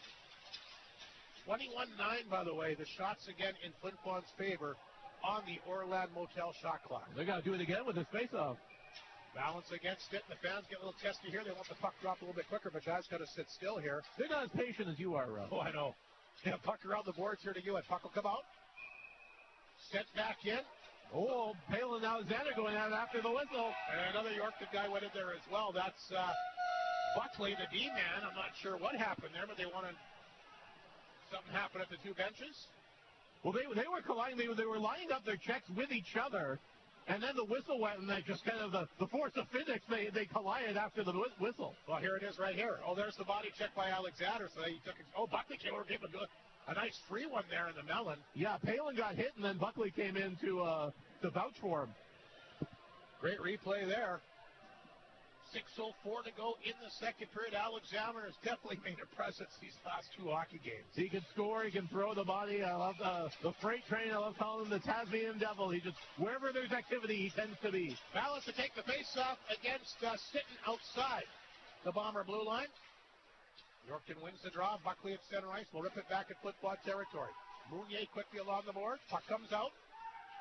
Grabbed by Balance and sent back in. Morrison blocked that for Flin Flon. Played it ahead. That'll bounce off Palin back up on the Bomber bench. That's a good thing because if he knocks that down cleanly, he might have a partial break the other way. Well, it's just been that kind of a game with Yorkton. They haven't got a lot of bounces going their way. They haven't got a lot of puck luck and haven't maintained any sort of sustained pressure since the power play. Well, since they had was shorthanded, that was the best chance. Their penalty kill has been their best two chances in the entire game. Miller to take the face-off against Broltz at center ice. There's a face-off win from Miller right back to Arbery. Arbery trying to get that puck across the line. That's knocked away. And the Terriers will flip it back in the Flin Flon zone. Marston back for Flin Flon. And he'll just clear it down the ice. And that'll be an icing call for sure. And they'll do the face-off again back in Flin Flon territory. Yeah, Yorkton very happy to get into the Bomber territory the easy way. As we'll see is what they got anything drawn up. They don't have seeming anything kind of set. They don't have any plays going on. They're just kind of getting beaten to the puck. Face-off once again in the Flin Flon zone. The quietest we've heard the crowd here in a number of games. Bomber bench is trying to get everybody going. Off the draw. Flin Flon will knock it down. That's Miller back of the net. Arbery. Zawatsky stands him up. Mounier will pick it up. Oh, Mounier knocked off the stick. Yorkton will keep it in. There's Corshane battling for it. Good work by Flin Flon to get along the boards. Corshane hanging in there. Marston's got him tied up. Puck is jammed in there somewhere. Now I can see it. Marston loses his helmet. He's going to have to get off the ice or he'll be an ineligible player. Well, he'll race off quickly. We'll see if Yorkton can take advantage. They get Bruce out there pretty quickly, though. Good job by Marston to get off very quickly. Zawatsky back out front. That's poked that target. The safe save by Trent. He'll hang on. And that's the guy they want to get the puck to, Raphael Corshade out front. And there is some pushing and shoving now going on in front of the Bomber net as Omer got his collar, got his neck kind of throttled around there. Yeah, Mounier getting into it there with Leonard. But they get it out front to Corshade, and that's the guy that they want to have with the chances in front of the net. And they'll get the replay right here. Or maybe not. It looks like it froze up a little bit. But anyway, Corshade's the guy that they want to get in front of the net. He had that good opportunity. And one thing that Yorkton can try as many opportunities as they can to get inside all their offensive prowess. When Charlie Tritt's on, it's going to be a tough night. McDonald going over a strategy here. Another big face-off in the Flin Flon zone as McDonald will line up here against the Bombers. Wyatt Stinton. Stinton, the big story again in last night's hockey game. A 3-point game, 2 goals. Guys moving quickly again, and they do get the puck drop this time. Yorkton will grab it along the boards. They'll flip that one in back of the Bomber net. Knutson. Over to Ewan. Ewan will poke that one ahead. McDonald cut it off. Yorkton keeps it in. Puck rolls back of the Bomber net. Horbashewski took a big hit there, but he's able to come off the boards. Alexander. Flipped that one ahead. That got blocked. Yorkton keeps it in. Henriksen looking for it. Grabbed here by Alexander, and he'll skate away for Flin Flon to center. Alexander across the Yorkton line. He'll bring it in deep. Hit the corner. Try to come back out front. Took a funny hop. That's grabbed by Reese. Reese plays it up the boards to Henriksen. He'll flip that one back, and that's grabbed by Schofner and sent back in Flin Flon territory. Here's Bruce. Yorkton was changing. Flin Flon trying to catch him. Good job by Martin to redirect it in. Right Stitten. Gets after it in the corner. A couple of Terriers tag team him. Lanigan knocked off his stick, but he'll get it back and flipped it back to Junik at center. Malamir took it from him. Flipped it ahead. Martin trying to get going, but here comes Delisle racing after it inside the Yorkton zone. Maverick Delisle, a big body check on Taylor. Gets picked up. Delisle gets back up. Rims out around the boards. Yakubchuk races in. Yakubchuk knocked it down. Picked up here by Valance. He'll poke it free. Lanigan grabs it at center. Dropped that one back to Palin. Sends it back at Flin Flon territory. Puck came right in front of the net, but grabbed here by the big bomber D-man Bruce. He's turned around. Delisle. Back to Martin. Lifted in the head, but that got blocked that time by Lanigan. Lanigan having a nice game here for the Terriers tonight. Puck comes, blue line comes out, just off of Buckley's stick. Bartha gets a hold of it, he'll dump it in. Lanigan after it! And they'll blow it down. I think Lanigan might be maybe the best Yorkton forward in the game. Yeah, Lanigan, you notice when he's out there, everybody else seems just a little step slower, just can't get anything going around. Lanigan's making a beeline right to the net. That's kind of been the best sustained pressure that we've seen that the Yorkton Terriers have, not only in the second period, but throughout the whole game. 3:10 remaining, second period remains 2-0 Flin Flon lead. Brolts to take the face-off against Lesbros outside the Bomber blue line. And it's been a real tight checking affair, and not much for the fans to really cheer, but both coaches obviously want to play better defense. That's knocked down by Roberts. Terriers have it. There's an opportunity, fired on target, tripped to save, a good one there. And that gets the crowd going. And Bartha got that shot away, and he timed it perfectly. Brolts back at it, puck comes right back out front. Yorkton's starting to get some opportunities here. Miscue, poked it ahead to Lesbros. Can he get the puck out? No, held in here. Nice job. Now the Terriers give it away. Stolen here by Ulmer. They'll take off with Lesbros. Ulmer knocked to the ice here. And a good job. Oh, Alexander, a big hit. He's going to take a penalty, Raphael. And there comes Harbashewski, and he'll take a run at Alexander as well. You know what? Harbashewski's going to take a penalty as well. Yeah, Lesperance got in there, too. I can understand you wanting to stick up for your teammate, but Yorkton was going to get a power play. They might not get one now. I think Harbashewski's going to go as well. Lesperance and Harbashewski are having a war of words with one another. Harbashewski's off for Yorkton, and Lesperance has gone off here for Flin Flon. And Lesperance was going to get the initial call, and Harbashewski came in. And, well, here's the replay on it. Ulmer taking off. And well, we should describe what's going on for people on radio here, Rob.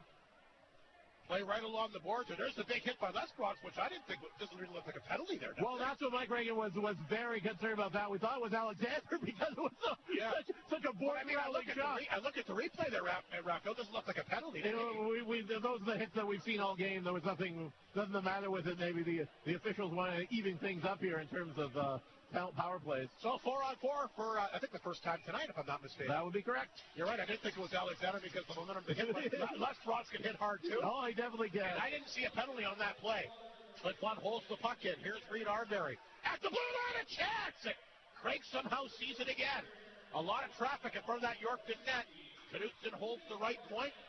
Along the boards there, Knutson gets it back, and he'll dump it right back in deep.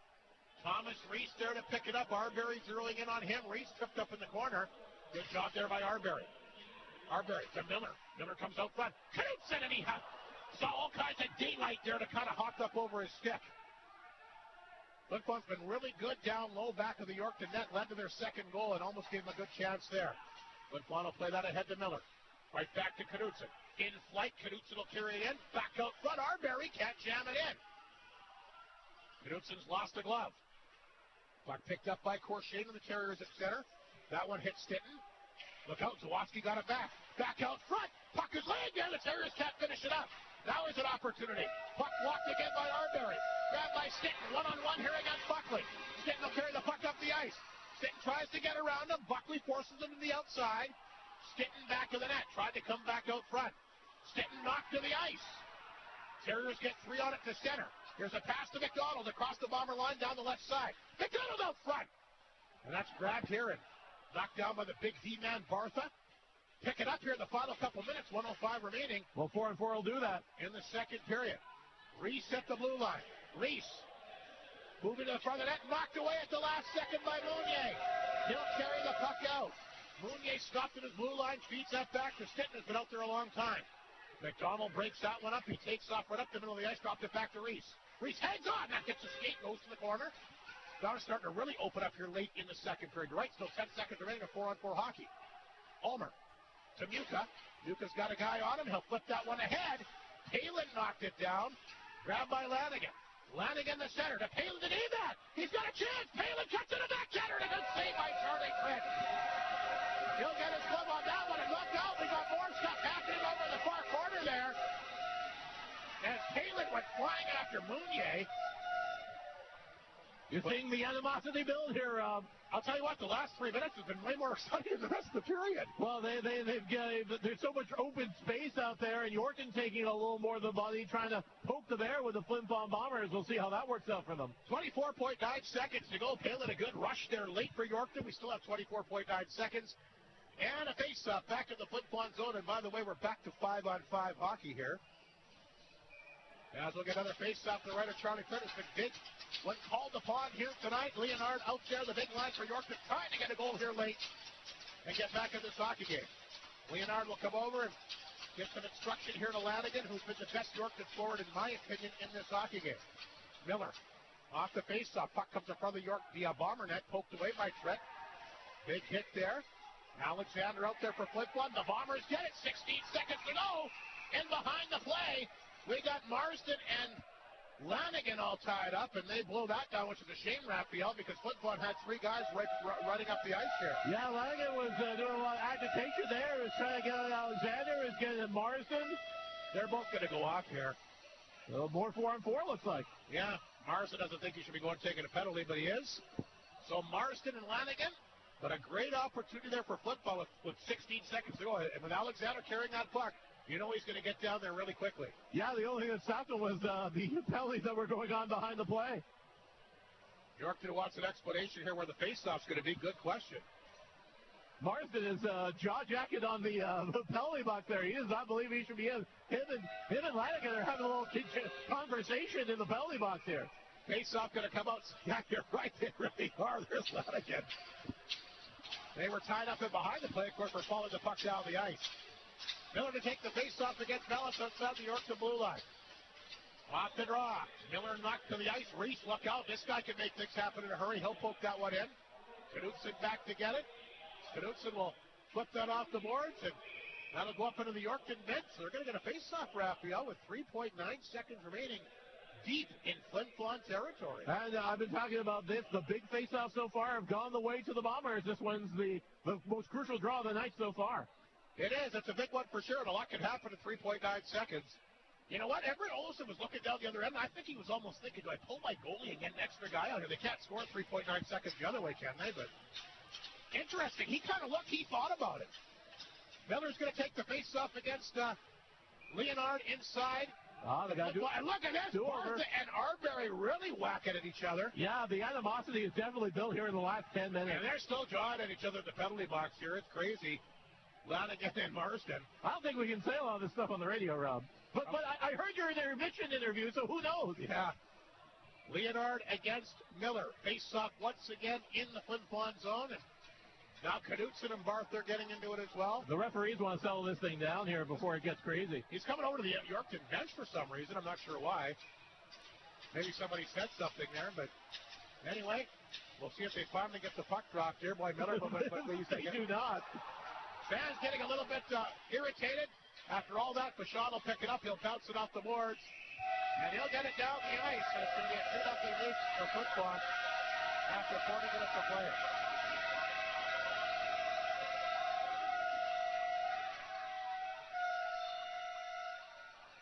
That'll be 4-on-4 to start the next period for the next minute 46 seconds after the well, I guess we'll be roughing behind the play there that got on between Lanigan and Marsden.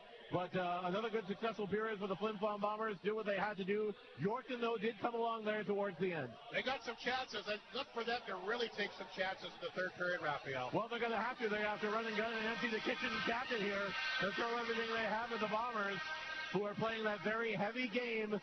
Big board rattling hits by the Bombers. And, of course, when he needs to be, Charlie Tritzsteller in net again. He certainly has, but actually both goaltenders, Callum Craig, a number of big saves tonight as well. Yeah, but it's been the rebound control that's been his issue, and I think the Bomber defense has been a little stronger on their end. Lots of open lanes, lots of people unabated in the blue ice for the Bombers in the Yorkton end. Yorkton's had a little more of a struggle in the Bomber end. We'll see what happens here for the third period tonight, but so far so good for Flin Flon, a 2-0 lead once again after 2. Right back with the second intermission, including the Northland Ford second period scoring summary. It's Game 2 in the Canterbury Seats Cup Final, and it's on 102.9 CFAR and FlinFlonOnline.com. The Orland Motel is happy to support this Bomber playoff broadcast. And they also have a wish for each of you, to fall in love again with your home, whether rebuilding or settled in, to enjoy your community, take time with your neighbors, and celebrate your friends. The North is a beautiful and unique way of life with deep roots and simple pleasures. So enjoy. The Orland Motel, so proud to be part of our communities. Go Bombers, go! It's anniversary month at Shane's, and Samsung is here to help celebrate the occasion with tons of great products. Upgrade your viewing experience with one of Samsung's smart TVs, or boost your audio with their wireless speakers, making for an unforgettable movie night. You can customize your kitchen with one of Samsung's efficient smart oven ranges and a spacious refrigerator to optimize your cooking. Come see why Samsung is making anniversary month at Shane's in the Otenica Mall unforgettable. Shane's. Watch, listen, play, connect. Northland Ford proudly supports the Flin Flon Bombers throughout the SJHL season. We know that the Bombers will play tough like the Ford F-150, the toughest truck on the market for over 40 years. Northland Ford helping the community cheer on the Bombers as they work to bring a championship to the best fans in the league, and they provide you with the best selection on their lot. In the North, for the North, Northland Ford, the dealership you tell your friends about. Okay, back at the Whitney Forum, second intermission show for the North of 53 Co-op. Let's look at the Northland Ford second period scoring summary. Just the one goal, but a big one for Flin Flon. Somehow, some way, Maverick Delisle able to jam in a puck from behind the net. It was a great opportunity there from behind the net as they threw it right back in front. Matt Martin somehow beat the D-man behind the net, got it right back out front. And like we mentioned, we have the liberty, of course, of watching the replay. They showed it a couple of times, a couple of different angles, but Delisle just, whatever little room he could find along the post there, it looked like the goaltender Craig had the angle covered. I mean, he was pressed up against the post, but just able to just flip that puck underneath his arm, and a big goal for Delisle. Third of the playoffs, early in the period at 2:17. That's a huge one for Flin Flon, leading it now 2-0 after 40 minutes of play. But I don't know how he found a way to get that puck in, but he sure did. Yeah, well, technically, Craig did everything that he could. It was just a little notch, almost the size of a puck that he had to shoot at. But one thing that Maverick Delisle was is he was right there up close.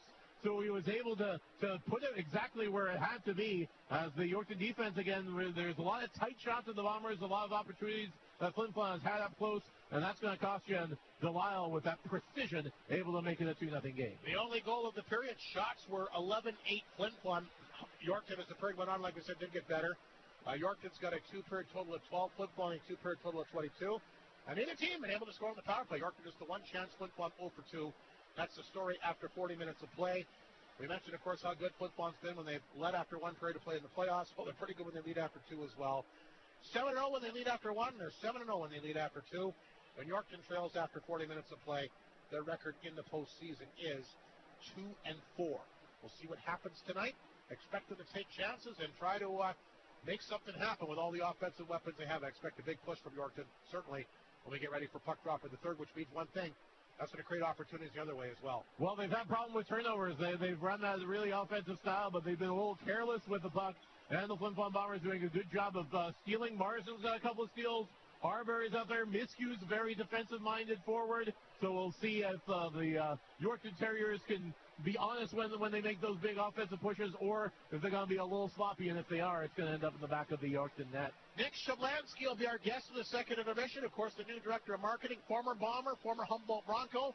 Happy to be back at the Whitney Forum, and he'll join us next. The second intermission show for the Co-op to continue on 102.9 CFAR and FlinFlonOnline.com. In 1927, Hudbay began and then grew with properties under exploration, development, and operation. Hudbay is proud to be a sponsor of this year's Bomber playoff broadcast. Through active participation, bursaries, and donations, Hudbay is proud to continue its 99-year history of supporting the community, its organizations, and its people. Hudbay wishes the best for the Bombers and its fans, built on the strengths of today and tomorrow. The North of 53 Co-op is not just a building, card lock, or a food store. It's a group of people working together to help their neighbors build our community. The North of 53 Co-op is a different kind of business. It's built by you and for you. Co-ops are found all across Western Canada, but the North of 53 Co-op offers the products and services needed by us. That's why it's not just a catchphrase, it's a fact. At the North of 53 Co-op, you're at home there. Good evening. Welcome to our second intermission. Joined by former Flin Flon Bomber, former Humboldt Bronco, and of course now the new Director of Marketing for the SJHL. Gives me great pleasure to welcome Nick Shimlansky back to the broadcast. Nick, and I think I interviewed you once when you got traded to Humboldt, but it's been a long time. What was it like to come back to the Whitney Forum for Game 1 of the Terriers Cup final last night? Yeah, thanks, Rob. It's definitely good to be back doing an interview with you on CFAR, so thanks for having me on. It was a lot of fun. The Whitney was rocking last night. It gave me a lot of memories back from 2016, 2017 when we went back-to-back in the finals. Unfortunately, couldn't get it done, but kind of reminded me how passionate the fans are and how loud this barn can get rocking. It was a really good game. It was fun to watch, and two competitive teams. So it was really good to be back, for sure. There's something about playoff hockey, especially the finals of the Whitney Forum, isn't there? There's just something about it. You can feel the energy in the town. Everyone's buzzing around. I think it was 6:15 yesterday, and there was a huge lineup for people to get in the rink already. The doors weren't even open. So you know they're itching for a championship in this town for sure. New Director of Marketing, tell me why you wanted the job and how I guess the opportunity kind of presented itself. Yeah, I wanted the job because I thought I'd be a really good fit for it. And, now that I've stepped in, I'm feeling really confident about it, and I think it's something I can take on and excel in. In January, I saw that the SJHL had announced that Jacob Faith had resigned and taken a new position with the U of R, and literally, I think it was 2 days later, I sent Kyle an email with my resume and a cover letter and kind of gave him a description of who I am, who I played for, and just a little bit about myself. And, it just went from there. And in March, Kyle had reached out back to me with the job application, and we kind of went through the process there, and now I'm here. So I'm definitely thankful, and I'm really looking forward to taking on this role and doing well with it. Well, you get a chance, like we said, to play the Bombers, play the Broncos, two really illustrious organizations, and I guess your playing career goes by so quickly. I mean, all of a sudden, like you're 17, you're playing some call-up games, and bang, you're a 20-year-old and you graduate. I guess it kind of never really leaves your blood, does it? No, it doesn't. Once you're a Bomber, you're always a Bomber, or a Bronco, or wherever you play. You have that hockey in your blood, and it's kind of funny when you mention that. When you're a rookie in this league, you got the 20-year-olds telling you, take advantage of it because it goes by really fast, and you kind of shrug it off and you don't really believe it, but then all of a sudden it's 10 years later and you're 28 and now you're back in the rink in a new role. So time really does fly, and I'm really thankful for my time in Flin Flon and Humboldt. So I really enjoyed my junior experience. We were talking about this earlier today. I remember one playoff game in Weyburn. You guys were the huge underdogs in that series, but you upset them. It might have even been 5 games, let alone 6. You had that big goal. I think it was like 13 seconds in. I think that was to start Game 3, or was that Game 4? I can't remember, but it was a big goal, and it really propelled the team. Well, I'll tell you what, Rob. It was actually Game 5. Okay. So that was after the whole moose, the brawl with the moose leg and everything, and we were up 3-1 going back into Weyburn. And because there was a couple suspensions and whatnot, I got moved up to a line with, I believe it was Christian St. Onge and Adam Wilson, and we started the game. And I think we scored within, like you said, the first 15 seconds. And I think that gave us a lot of confidence right there that we were going to win that series against Weyburn. We had a lot of trouble against them that year, and we beat them in 5. That was Game 5. So that was a ton of fun. That whole playoff run was a lot of fun, and a lot of memories were made that time. So, that was a really good experience for sure. I think that was my only goal of the playoffs that year, so I definitely enjoyed it. I remember one for sure, and, you're in Flin Flon. You really get close to your teammates with all these long bus trips. I know in Humboldt, they're kind of central. You don't travel around, obviously, near as much. But what do you remember about those bus trips in particular playing for the Bombers? Yeah, you got to make the most of it, right? You're on the bus a lot. You're on the road a lot. And a lot of memories made there. After winning a couple of rounds, there's always some fun on the way home with the boys. And you go out and, you're playing cards. You're watching movies. You're just making fun of each other. Whatever it is, you kind of have to take it with what you got because they're really long road trips. So There's a lot of good memories on the bus there. I'm not sure if I can talk about all of them per se, but all those long road trips, they kind of help build your character as well, and it definitely test your patience a little bit when you're younger, when you're on those long roads. But yeah, definitely some good memories. And when you're a Bomber, it really means something. Do you remember, Nick, the first time you put the jersey on? The first time I put the jersey on, I want to say I was a underager, or I wasn't on the team. I was 17, and it was in December of 2014. I played my first game against the Melfort Mustangs. Wow, you got a good memory. I think that was the first one, and then I think my first goal was in Melville against the Millionaires, where I was also 17, and I got called up late after the playoff, and I scored my first goal in Melville. I think it might have even been assisted by Chris Rockman, if I recall correctly. So there's a two little tidbits for you there. But yeah, I got an okay memory when it comes to it. Gosh, that's some great memories for sure.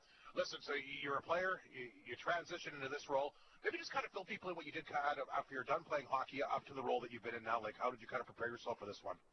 Yeah, after my junior career, I went out to UPI, and I spent a couple years there playing hockey for U Sports, and then I went to the ACAC with Nate, and that's where I finished off kind of my hockey career. Like, I'm still playing senior in Lanigan, but it's still competitive, but obviously not what you're used to. You're kind of out of shape and stuff now. But I would say I had a sales role with Harvard Media, and I worked that for about 2.5 years, and that's really where I gained a lot of experience that helped transition into this role. I sold broadcasting, I sold digital marketing, I sold marketing materials, whatever it was. I was selling a lot of stuff and kind of working on building relationships and that rapport and how to deal with clients and how to know their pains and their struggles and stuff like that. So that definitely helped me put me in a good spot to excel in this role, and I don't think if I didn't have that experience that I probably wouldn't be able to do this job today. So that's definitely a little bit of background on how I think that I am qualified for this role. And let's face it, you got to love people. You get the opportunity now to travel around to all the SJHL centers. You get to come back to Flin Flon. You get to go back to Humboldt, all these different places. I mean, I think you got to like people to have the job that you got.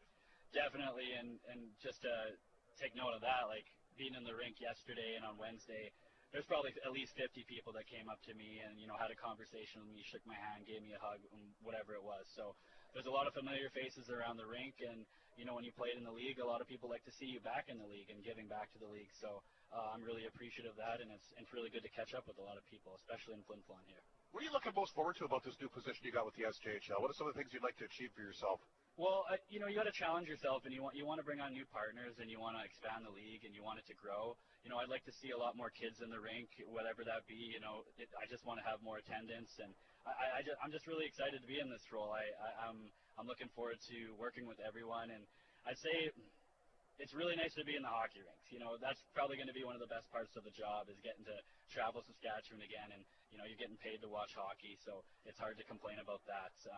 I'm really looking forward to being in the rinks a lot more next year, and you get to go out and meet with partners, and whether that's golf trips or tournaments or going for lunch, and I enjoy talking to people and building those relationships. So I'm looking forward to that, and looking forward to being in the rinks more come next season when we're in a full season schedule. And you get to see the whole province from top to bottom. So many different unique communities in different markets. I mean, it's really cool because no place is really the same. They're all different in different and special ways. Yeah, definitely, Rob. I'm going to have to get used to going into these rinks not as an opponent anymore, but a friend. Not a foe, a friend. So I am looking forward to meeting everyone in the rinks, and there's going to be marketing people around all 12 teams that I'm going to be working with and in contact with. So not so much competition anymore, but working together for the ultimate goal to make this the #1 Premier League in Saskatchewan and to keep growing the league for sure. You were here last night, a big victory for Flin Flon, 7-3. Your thoughts on last night's game, and what do you expect for tonight? Yeah, I thought it was a really good game. I thought Flin Flon came out really hard. They scored a couple quick ones in the first, and that kind of helps them set the tone. I do believe Yorkton's going to come out very fast tonight, and they're going to be hungry for a win. So it should be a really competitive game. I'm hoping there's a little more discipline on both sides of the party, and you want to see some 5-on-5 good hockey in playoffs. So I'm looking forward to tonight. I think Yorkton's going to come out and be banging a lot more bods and a lot more physical. I think maybe they weren't expecting the physical tone of Flin Flon last night, but it's going to be a fast, hard-hitting game tonight, and I'm expecting a lot of chip and chase and some gritty goals. So it should be a good game. Last question for you. Going to put you on the spot, so to speak, a little bit. You think back to your Bomber career. What was the biggest, most defining Bomber moment for you that you could think about back in your career? Probably a few, but can you think of one in particular? That's a good question, Rob. I don't know if there's any super, one defining moment that helped me as a person or anything like that. I think just getting to be with the people and the guys around the rink and the teammates and everything like that, it really helps you build your character. And, when you're living up in Flin Flon, you're up north and it's cold all winter and you got to find some things to do and enjoy. So, it helps define your character like that. You got to go out and be more of an outdoorsman and go fishing, and it kind of helps you turn into a man. And, Rob, I'll build off of that as well. Now that, I'm talking to the people of Flin Flon, I would like to say a big thank you to the town of Flin Flon, to Mike Reagan, to the Flin Flon Bombers. After everything that happened with the crash, they did a lot for me, and they raised some money for me, and Regs came over to my house and delivered it to me, and I know that they had a vigil and everything here, and I am super appreciative of that.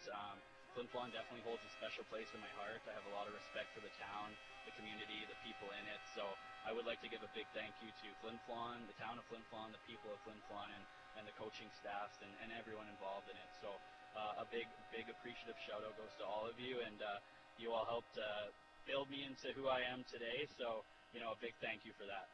Well, once a Bomber, always a Bomber. Definitely, Rob. Always a proud alumnus to be here and talk to you for sure. There he is, Nick Shalansky, former Bomber, former Humboldt Bronco, now the new Director of Marketing for the SKHL. How about Larry Festin on the big screen here, Raphael? So I didn't hear what he said, but with Larry, I know it had to be great. The living legend, and he's kind of got all these... He's like the Bombers' uncle. He's uncle everyone. Austin Mass is helping out on the TV broadcast. He's happy to see Larry. I know Mrs. Fetchin's always happy to see Larry not be next to her for a little bit. Well, there you go. And he's been in every... I don't know how many games Larry's missed. I think he said about 6 because there's been some weddings he's had to go to. Anyway, we're underway. The third period. Expect Yorkton to really push here. They're going to get a chance off the hot. First a chance off the stick over top of the net. A 2-0 Flin Flon lead.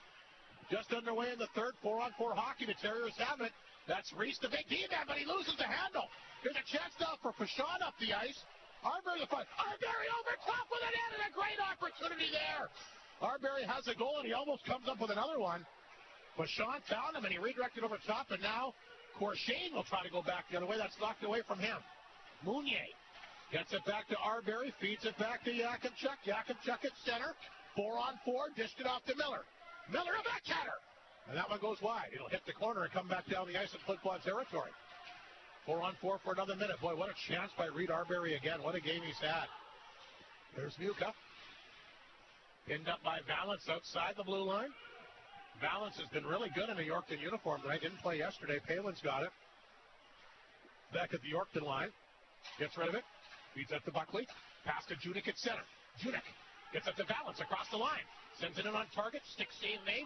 Rebound comes back out front. Redirected out front off a skate and Stitten. He'll throw the puck for Flin Flon.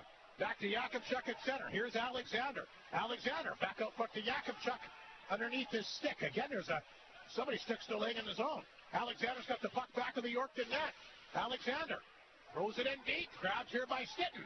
Wyatt Stitten tried to push that back out front. He gets pinned up here by Buckley. Alexander in there trying to get the puck free.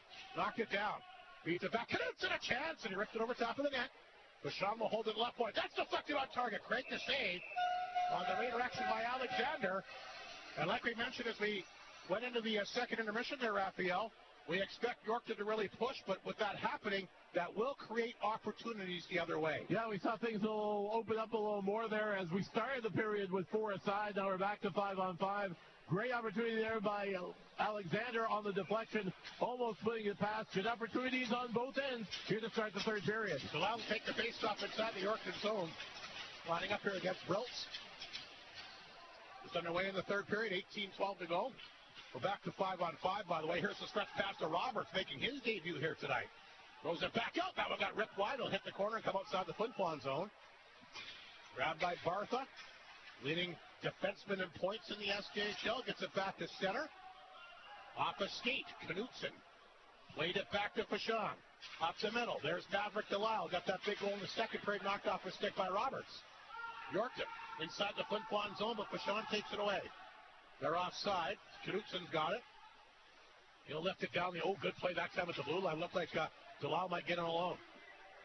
Wilkes knocked it down. Got it back to Bartha. Breaks his stick in half, but still gets it to center. So there goes $200. Puck is set back in the Flin Flon zone. Yakimchuk back with Leonard on top of him. Corshane will chase it down. Poked away. Puck will come out. And Heil races back to get it inside the Yorkton zone. There's Heil off the boards. Comes back to Flin Flon's blue line. Yakimchuk ahead to Ulmer.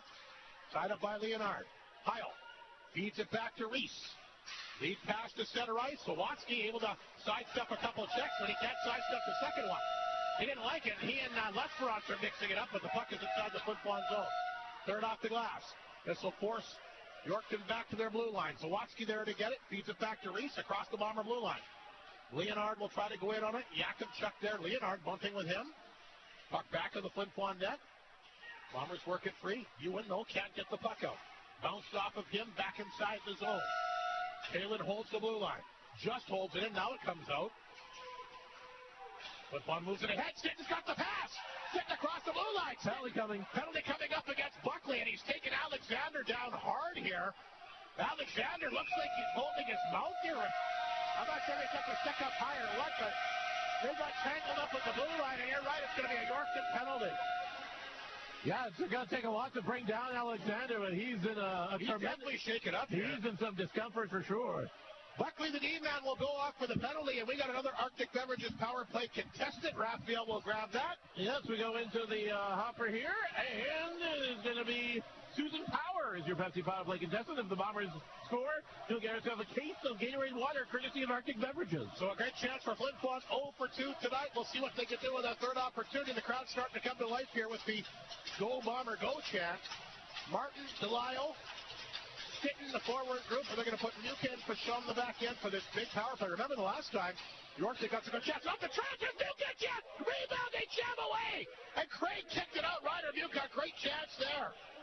Back off on Martin, a chance, ripped it over top of that. Now the puck is blocked. And McDonald will pick it up for the Terriers, and he'll get it to center.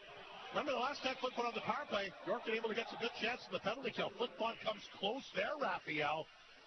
Goal mouth scramble, but again, Callum Craig will keep the puck out. Yeah, the Bombers tried to jam away at, yeah, you're correct there. In the second period, the best sustained offense was on the penalty kill for Yorkton as they had two of their best chances of the night. That must have been an offside. They blow it down outside the Bomber blue line, and McDonald will take the faceoff against Stinton here. A minute 42 remaining in the Flin Flon power play. 0 for 2. They were 3 for 7 in last night's game. Here's Delisle. He's got the second goal tonight for Flin Flon. Flipped it in wide of the Yorkton net. Muka's had some big moments tonight. Came close moments ago. We'll try to pin that up deep inside the Yorkton zone. Flin Flon holds it in. For shot, a chance. Shoots it right there. No rebound that time, Raphael. Was sitting hoping that there would be one, but he makes the good save and hangs on. Yeah, he was right on the doorstep, ready to flick anything that came out, but a good job by Craig there to cover it up right over the Yorkton crest. 15:46 to go, third period, a minute 23 remaining in the penalty. An Arctic Beverages power play for Flin Flon 0 for 2, and so far again in the playoffs now. The Bombers have scored 8 times on 40 opportunities, but Yorkton's got the puck right off the draw. This is Lanigan, and he'll fly down the ice inside the Flin Flon zone. Boy, Lanigan's had a nice game tonight. Dug free by Arbery, though. They'll swing it ahead. Here comes Miller quickly. Miller, nice move across the line. Back out front. And the chance, I'll get her. Get her. Can they jam it in? Yes, they do. Right you, and they'll get her home. Gets to the playoffs. Their big number 26. And Henry Olsen wants the referee. They might review this, Raphael. There's video review of the playoffs. They may be going up to the booth. We'll see what happens. Henry Olsen wants a review of the goal. Brett Ewan was able to jam it in, and they're going to go to the video review here, so that might not be a goal. Again, maybe we can see the replay here if they run it for us. But this may not count. There is video review in the playoffs. They were on only in the finals, just in the finals. Now, I'm wondering if they're arguing that maybe he had the puck covered up, but here's the play here, Alexander. They jam away. The ref was right there. I don't see how they take this back. Yeah, I don't know. I'm trying to think what the argument would be on it. But here it comes again. There's the shot. Well, you can take a look at it. I don't know. I mean, that should be a good goal, shouldn't it? The referee was right there. The referee had the best vantage point. Could it be goaltender interference, though, Raphael? Henry Olsen has seen something that he doesn't like. The ref was right there. Well, we'll see what they decide on the video. You know what? I don't think he liked it going in. Oh, yeah. I think that may be the issue they have. We'll see what happens here. Will it be a good goal or not? Well, the crowd will tell us one way or another. Well, the crowd seems... They've let their voice be heard right now. That could be a big one either way. We'll see how it goes. Rhett Ewan is on the doorstep. Did he push the goalie back in the net? I'm not sure. I'd love to know what the... And again, if you're Emery Olsen, you got nothing to lose. The referee could have waved that off, and it could have gone the other way. I think it's good. What the verdict is. Mike Reagan's smiling here. Emery Olsen is not. That could have some indication. Well, Mike looks a little bit concerned looking up at that clock. We'll see what the review is. The referee still got the headset on downstairs. And we'll find out here momentarily whether that's going to be a good goal or not. And if it is, that's the 6th of the playoffs for Rhett Ewan. Boy, what a playoff he's had. Sure taking all kinds of time down below us here. Obviously wouldn't be as smooth as the NHL, so I understand there's going to be a little bit more time on it. I think the DJs here, the winning form, should play the Jeopardy theme right now. Yeah. Waiting is the hardest part. Well, the fans waiting with bated breath to see what the ruling on this goal is going to be. What does that mean, actually? I don't know. Everyone's on the edge of their seat. Bated, huh? Well, the crowd thinking it's a goal. I think they think it's a goal. Emery Olsen obviously doesn't think so. Mike Reagan can't tell. But we'll find out again. And the referee still has the headset on below. So there's something going on here, Raphael. It wasn't an automatic play. They're looking at something here. Well, I'm interested. I'm thinking the longer it takes, the worse odds are in Flin Flon's favor. That's what I think. I want to see if they've got angles that we haven't seen. That's just it. Oh, I see what it is. It's an offside review is what they're looking at. Oh. So that's what it is. They're looking for the offside. Yeah, it's not the goal. It clearly went in. It's the offside review is what they're looking at. So it's a good goal anyway. Rhett Ewan's got his 6th in the playoffs.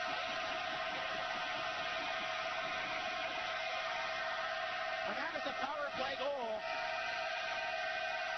And that'll come at the 4:34 mark here for third period. And who's the power play winner there, Raphael? Susan Power. Congratulations to her. Flin Flon 1 for 3. You won yourself a 12-pack of Gatorade water. And Rhett Ewan has got his 6th of the playoffs. And that was the question. So it wasn't where Rhett Ewan was standing or what happened, but it was whether the play was offside. So that was what they were looking at. And they have gone to video review, and they say it's a good goal. Oh, look at this at center ice. A big collision there between Alexander and Brett, and that's going to get people upset. Big collision there. I'd love to see that again. They collided. It's a kneeing penalty against Alexander. So you're also going to go back on the power play here for the second time in the game. Major collision there at 15:22. The Terriers will get a chance to answer the Bomber power play goal now. The kneeing penalty being handed out here to Alexander, and he's got that tissue in the nose as he took that high stick the last time he was out there. Well, they're just announcing the power play goal once again here. Scored by Rhett Ewan. What a playoff he's had. 6th goal of the playoffs. Rhett Ewan's been absolutely fantastic. And he just does what he does best. He just gets in front of that net. But a big Yorkton power play here to get right back in the game with plenty of time on the clock at 15:22. Leonard out there for the face-off for the Terriers. They get it back quickly. Here's Reese. Walks in a shot. There's a save. Rebound picked up by Stick. And they'll flip it down the ice. And now the building's starting to come to life again. By the way, the official on the goal. They're actually giving the goal. Miller is it. He'll never let you up. He'll never let you down. I think Ewan scored that, but they're giving it to Miller, at least for now, his 9th in the playoffs. I think that's wrong. Ewan quickly shot it in. We saw it on the replay playing his game, but we'll go with that for now. Ewan and Alexander, the assists. Yorkton continues to work the puck inside the zone. There's a puck right through the Bomber crease. Zawatsky, back to Reese. Reese walks in, ripped out. I think it glanced off the top of the crossbar. Anyway, rebound picked up, put back down the ice. And Reese will pick it up inside his own zone. A minute 14 to go in the Yorkton power play. 14 and a half in the third period. They're saying power play goal, Connor Miller. A 3-0 Flin Flon lead. Looked like Rhett Ewan shoveled it into me. Here's Zawatsky at center. That'll get changed, I'm sure. Leonard back across the line. Little dipsy-doodle there, but got the puck in. Palin just holds it in. Now it's knocked away by Arbery. Arbery, he had Ewan behind the D. And the puck will roll to Calvin Craig, and he'll hang on. And we'll get a face-off once again back inside the Yorkton zone. But boy, the building's starting to get a little lively now, Raphael, with 14-12 to go in the third period. Well, I think winning that review really brought to life that the Bombers were able to get the crowd going not once, but then twice again. They were able to get the enthusiasm of the crowd with a goal announcement, even though they only scored once. Got 2 for 1 there. So 50 seconds remaining in the power play face-off in Yorkton territory. Radar Berry, a great game for Flin Flon tonight. We'll take the face-off here against against Corshane. Corshane's got it. He'll drop it back in the Yorkton net. Bartha will take his time. Bartha coming up the ice. Swings that pass up the left side. Reese has got it again. Sends it back in Flin Flon territory. Knocked around the boards that time by Pashon. Puck stays in. Here's Bartha. McDonald knocked off his stick, but the Bombers can't clear. Good job by Palin to race over and keep the puck inside the zone. 20 seconds to go in the power play. Jinuk is back in the net. Back out front this time. Bartha able to get away from Pashon. Bartha along the wall. Now he loses the handle. Ewan will take it away. And now slap it right back down the ice. 7 seconds remaining in the Yorkton power play. Flin Flon in front, 3-0. A big power play goal by Connor Miller here. Yorkton back across the line. Bartha brings it in. Back out front, a great chance. What a save by Tripp there as he comes out and takes that one away from Horvashewski.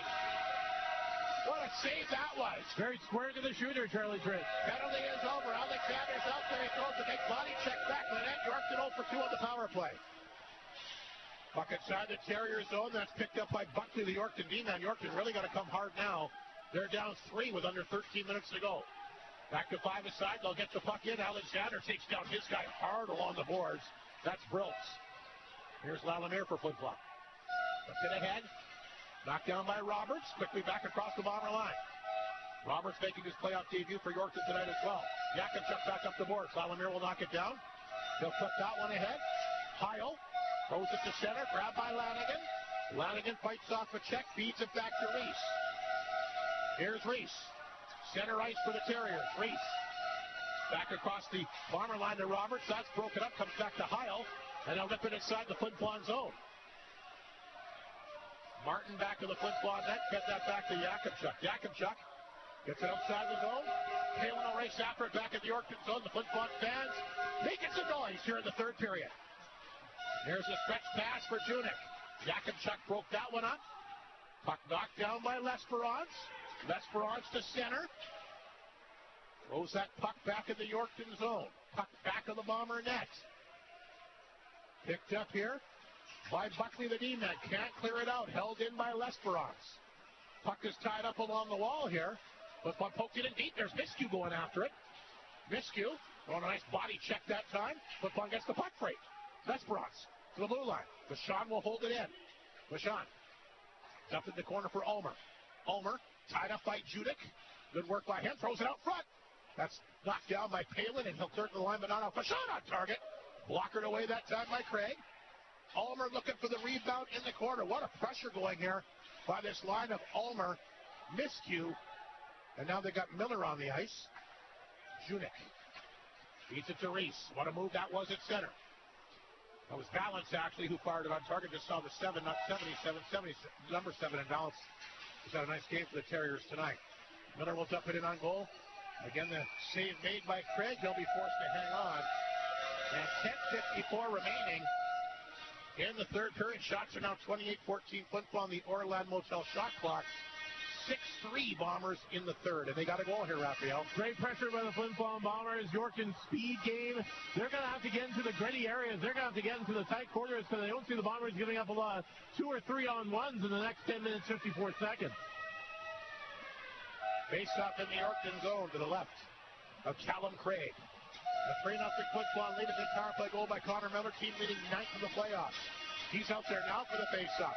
Lining up against McDonald. Bombers win the draw. They get it back deep inside the Yorkton zone. There's Arbery. Back to that Miller. How to work it back out front. Grabbed here by Ryder Muka. He'll rim that around the boards. Racing to the left point is Mounier. He'll knock it down. Back of the goal. Miller took a bit of a stick there. He goes down back to the net. Puck comes free, though. Grabbed here by Arbery. Miller back in front of the net, but a good save that time by Craig. Terriers will push it back to Schoffer off his skate. Back in Flin Flon territory. Mounier back. Schoffer threw a big body check at him, but missed. Here's Maverick Delisle. at his blue line. Shovels that back to Arbery. Arbery, ice move. Arbery walked in, fired it. Good save, Craig. Reed Arbery then tussled down at the side of the net. Reed Arbery a goal tonight, Raphael, but has had plenty of opportunities since then. What a game he's had. Great opportunity in the second period. Great one there. And the 50-50 over $60,000 Canadian dollars, Rob Hart. Here's something for you. I found out what the record was for 50-50s. 72 grand league final against Melfort 2 years ago. But this is a good one tonight, too. Oh, this is a good one. And I got a ticket. Oh, well then. Yeah. We'll see what happens. 10-10 remaining in the third. That's going to make everybody at home very happy that you have a ticket, because then they have a chance to win. If I do win, I will buy everybody here a hot dog. Oh, you heard it first. That's an oral contract. Delisle to take the face-off to the right of Callum Craig as he lines up here against the Terriers' Leonard. Reese, the big D-man. Head to Corsine at center. He's across the bottom. I've got it back. Nice pass. Lewatsky walking in. Shoots it. A good save again by Charlie Tritz. He'll make the save and hang on, but that line showing you how explosive they are. That was a heck of a chance. Yeah, I thought that Yorkton would, of course, utilize their speed. I try and get something in the corner, try and throw some bodies at Tritt, but you got the way dialed in Tritt is. He'll take a Zawatsky, he'll take a breakaway. He'll take anything out in front. He's just so dialed in these playoffs. And we'll take a media timeout. Flin Flon up front 3-0. This is Game 2 of the Cantor Seeds Cup Final on 102.9 CFAR and FlinFlonOnline.com. Everyone needs reliable kitchen appliances. And there's no better time than now with Maytag's dependable savings event at Creighton Furniture and Appliance Center. You can save $150 when you purchase 2 qualifying kitchen appliances, or save $300 when you purchase 3 or more. Get hundreds of dollars in savings just by shopping Maytag. Get reliable kitchen appliances with the Maytag dependable savings event ending May 6th at Creighton Furniture and Appliance Center. Bailey Homes has 15 years experience in the North, specializing in RTM homes and foundations, and are also proud supporters of our community. They are so thankful to Flin Flon and the surrounding areas for supporting them all these years. Bailey Homes is always willing to chat with a potential customer to show what they can do for our community. Your trusted builder in the North. Visit bailey-homes.ca. 9:59 remaining in the third period. The Bombers doubling the Terriers in shots. 29-15, the Orlat Motel shot clock. And a big power play goal here by Connor Miller here in the third period. I'm in charge of the wave, Rob. It dies in the booth here. I'm in charge of moving this thing along. I know you're having a good time with it anyway. Fans having a great time as well. The Bombers looking good here again tonight so far as that puck is fired back at Flin Flon territory. Knutson is after it. He'll jam away along the boards. Zawatsky has it. Look out. Knocked off his stick. We'll see a lot of this top line as they're trailing. There's a chance. That's the save, and he able to find it in front, of course, right on the doorstep. Sitting and Leonard getting into it. But another big save by Charlie Tritt, and no question about it, he is dialed in this hockey game. Yeah, he's doing what he's got to do here. As you know, that the Yorkton Terriers are going to empty the kitchen sink and do whatever they have. The Bombers are going to be more defensive-minded with a 3-0 lead. But the way Tritt's playing right now, I don't think the Bombers are going to try anything too risky in the next 9:39. By the way, I should mention this. I forgot earlier today. I want to congratulate former Flin Floner Terry Grindle, who's going into the Saskatchewan Hockey Hall of Fame. Still over 80 years old, Raphael, and playing hockey. He's being recognized for that. Wow, let's talk about Senior League. Terry's a great guy. Actually, Terry's originally from the Yorkton area, but he spent a lot of time in Flin Flon. He coached a high school team here. He coached a lot of minor hockey teams. And Terry, if you're out there listening, certainly enjoyed all the conversations we had throughout the years, and I want to personally congratulate you on going on the Saskatchewan Hockey Hall of Fame. It's a wonderful honor and well-deserved for a fine gentleman like yourself. There's a big body check there on Reed Arbery by Valance. And boy, I'll tell you what, it's picking up here now. Oh, there's a knee there. You got to call that. A knee called against Yorkton. It goes for naught. Here's a chance to find Arbery looking for second of the game, and it's saved by Craig here. And it's getting nasty here, the final 9 minutes of the game. Did you see that knee there? Yeah, that was pretty egregious. How do you not call that? Here's Judik across the line, knocked away. Yakimchuk will flip that ahead. Martin will try to get on it. Big hit again. Arbery obviously wants to come over and answer that one as he and Reese step into each other. Reese has got it at center. That's offside. They missed that. Oh, my goodness. Mounier back of the net. Puck comes back up. McDonald a chance. And that gets blocked over top of the glass and out of play. 8:27 to go. And boy, business is picking up here, Raphael. Well, I think this is a little frustration for the Yorkton Terriers. This is not their game. They're not a crash and bang team where they weren't for the first 2.5 periods. They're taking the body a little more. They're getting a little more aggressive physically, but they're not opening things up for them to get scoring opportunities. Face off back inside the Flin Flon zone to the right of Charlie Trent. McDonald up there for the draw. And I think Emery's shortened his bench to 2 lines. Well, that's what I mean. The depth of the Bombers is something that's really showcasing here. There's a wraparound attempt. That goes wide in the Flin Flon zone. That's picked up here by Delisle. I think they're down to 2 lines here in Yorkton now in this third period, but they need 3 goals in the final 8:14. They're coming hard as the puck is sent in on the Bomber net. That's picked up. Took a hot picked up by Delisle. Can he get the puck out? Yes, he can. McDonald on top of it. Lalamier stays with him. Flin Flon trying to get back across the line. That was Delisle. Locked away by Schofner. Here's Miskew. Puck goes back inside the Flin Flon zone. Then back to Pashon. There's a nice pass. It's got Lalamier. Lalamier walks in and fires a good blocker save again by Callum Craig. Keeping his team in this game for sure. Puck to the blue line. Comes out. Tap back in by Yakubchuk. Terriers get it back to center looking for Leonard. Here's Lesbrance. Breakaway now. Miskew cuts in. Shoots. Oh, big save. Puck is bouncing. And more penalties going to be handed out here. Jared Miskew the partial break. And Callum Craig to save. And now Mounier getting into it here with Zawatsky. 7.5 minutes remaining. Raphael, it's going to be wild, I think. Another Flin Flon power play coming up. As the penalty's going to be handed out to Heil, the D-man.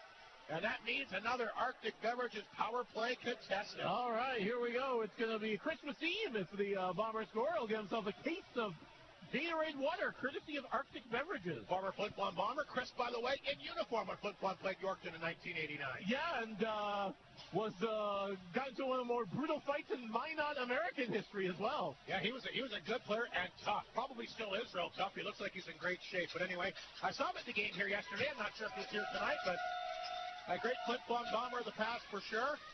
Allowed to take the face-off here against Broltz to the left of the goaltender, Callum Craig.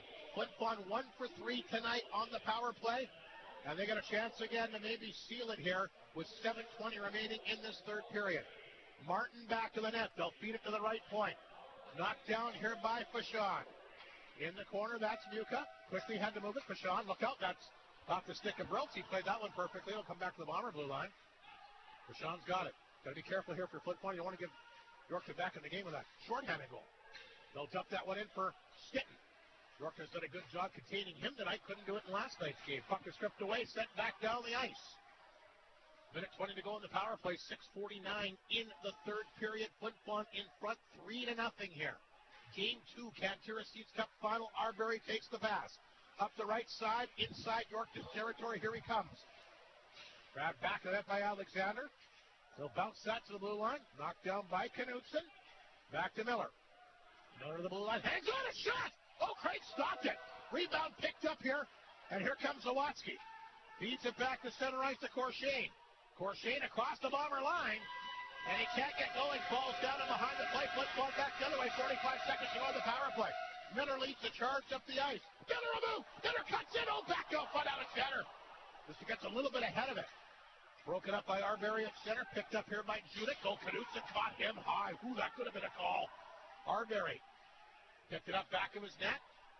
Throws it back over to Yakubchuk. He'll take off. Yakubchuk at the blue line. Here's Pierce Yakubchuk to center. Oh, God, he gets a lead. Oh, a great chance there. The Yorkton D-man fell. But I think Ulmer was a little extra anxious, a little offside. Great effort, though, by number 5, Pierce Yakubchuk. Yeah, another great chance by Connor Miller. He was trying to find Alexander. I don't think Alexander thought he was going to pass, considering how much of a hot hand Miller has. Great opportunity there for the Bombers. As they're looking to take control, they score here. It's probably donezo for Yorkton. I would think so. 5:49 to go. We'll see what happens. 19 seconds remaining in the Flin Flon power play. Lesbrance to take the face-off outside the Yorkton blue line against Valance, who's been a nice addition for Emery Olafson's team here tonight. Puck sent back in the Yorkton zone. They'll play it ahead. Speaking of Valance, he's got it. Across the line. Flin Flon gets it back. Miscue. One last chance of the power play. Ulmer across the Yorkton line, hangs on. Throws that on target, off the glove, but Craig will grab it and hang on. And Misty goes to that. They don't like that. Buckley will get him a little bit of a shot with a stick. Yeah, the referees are in there keep tonight, trying to keep things sane over the next little bit. 4 seconds remaining in the power play. 5.5 to go in the third period. Flin Flon, a big power play goal by Connor Miller, his team leading 9th of the year here in the third period. And the crowd very excited. Shots. Orland Motel shot clock 13-5. Flin Flon's favor. Big face-off to the right of Craig. Lesperance will get ready for the face-off. Is in line up here against the Terriers. McDonald. Miskew, Lesperance, Ulmer, Bruce, and Yakimchuk are on the ice. Flin Flon wins the draw. Bruce through traffic. Here's a chance for Miskew. Had that partial breakaway moments ago. Knocked off his stick. Lesperance in deep again. Power play is over. Flin Flon 1 for 4 in the game. They keep the puck in Yorkton territory, though. Here's Lesperance. That one got blocked.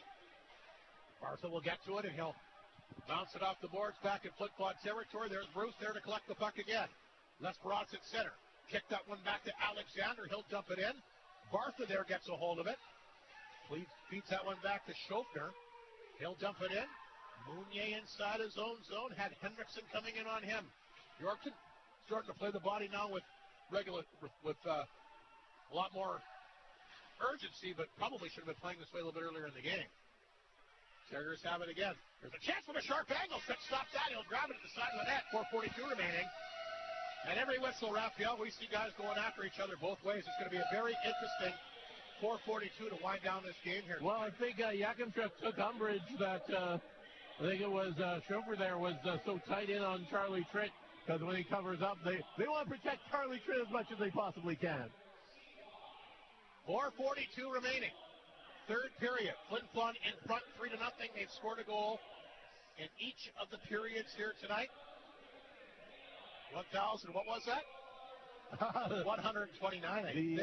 The acoustics here not easy for me to deduce. There's a chance in front for Zawadski. Reese at the blue line. He breaks a stick. Here's a chance now for Muka. Muka gets it ahead. Cutting in. It's a chance for Miller to seal the deal. And he goes flying into the goaltender here. Play continues. And Callum Craig is shaken up here. He's favoring his shoulder, Raphael. Play continues inside the Flin Flon zone. Craig could barely grab his goalie stick. He's back up. That was quite the scramble there. Reese came back and bumped Miller, and he ran into the goaltender. Play continues. Lalamere will get that puck back in.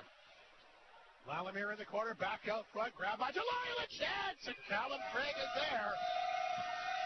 And he's still shaken up. That one really, look at how he's still rattled here. Yeah, he's in a lot of discomfort. That was a big collision there. As Miller was taken down and ran into him, Miller didn't run him. No. And you got to remember, Miller's going at full force to the net, so he's hitting a guy that's prone. Yeah, and they just collided.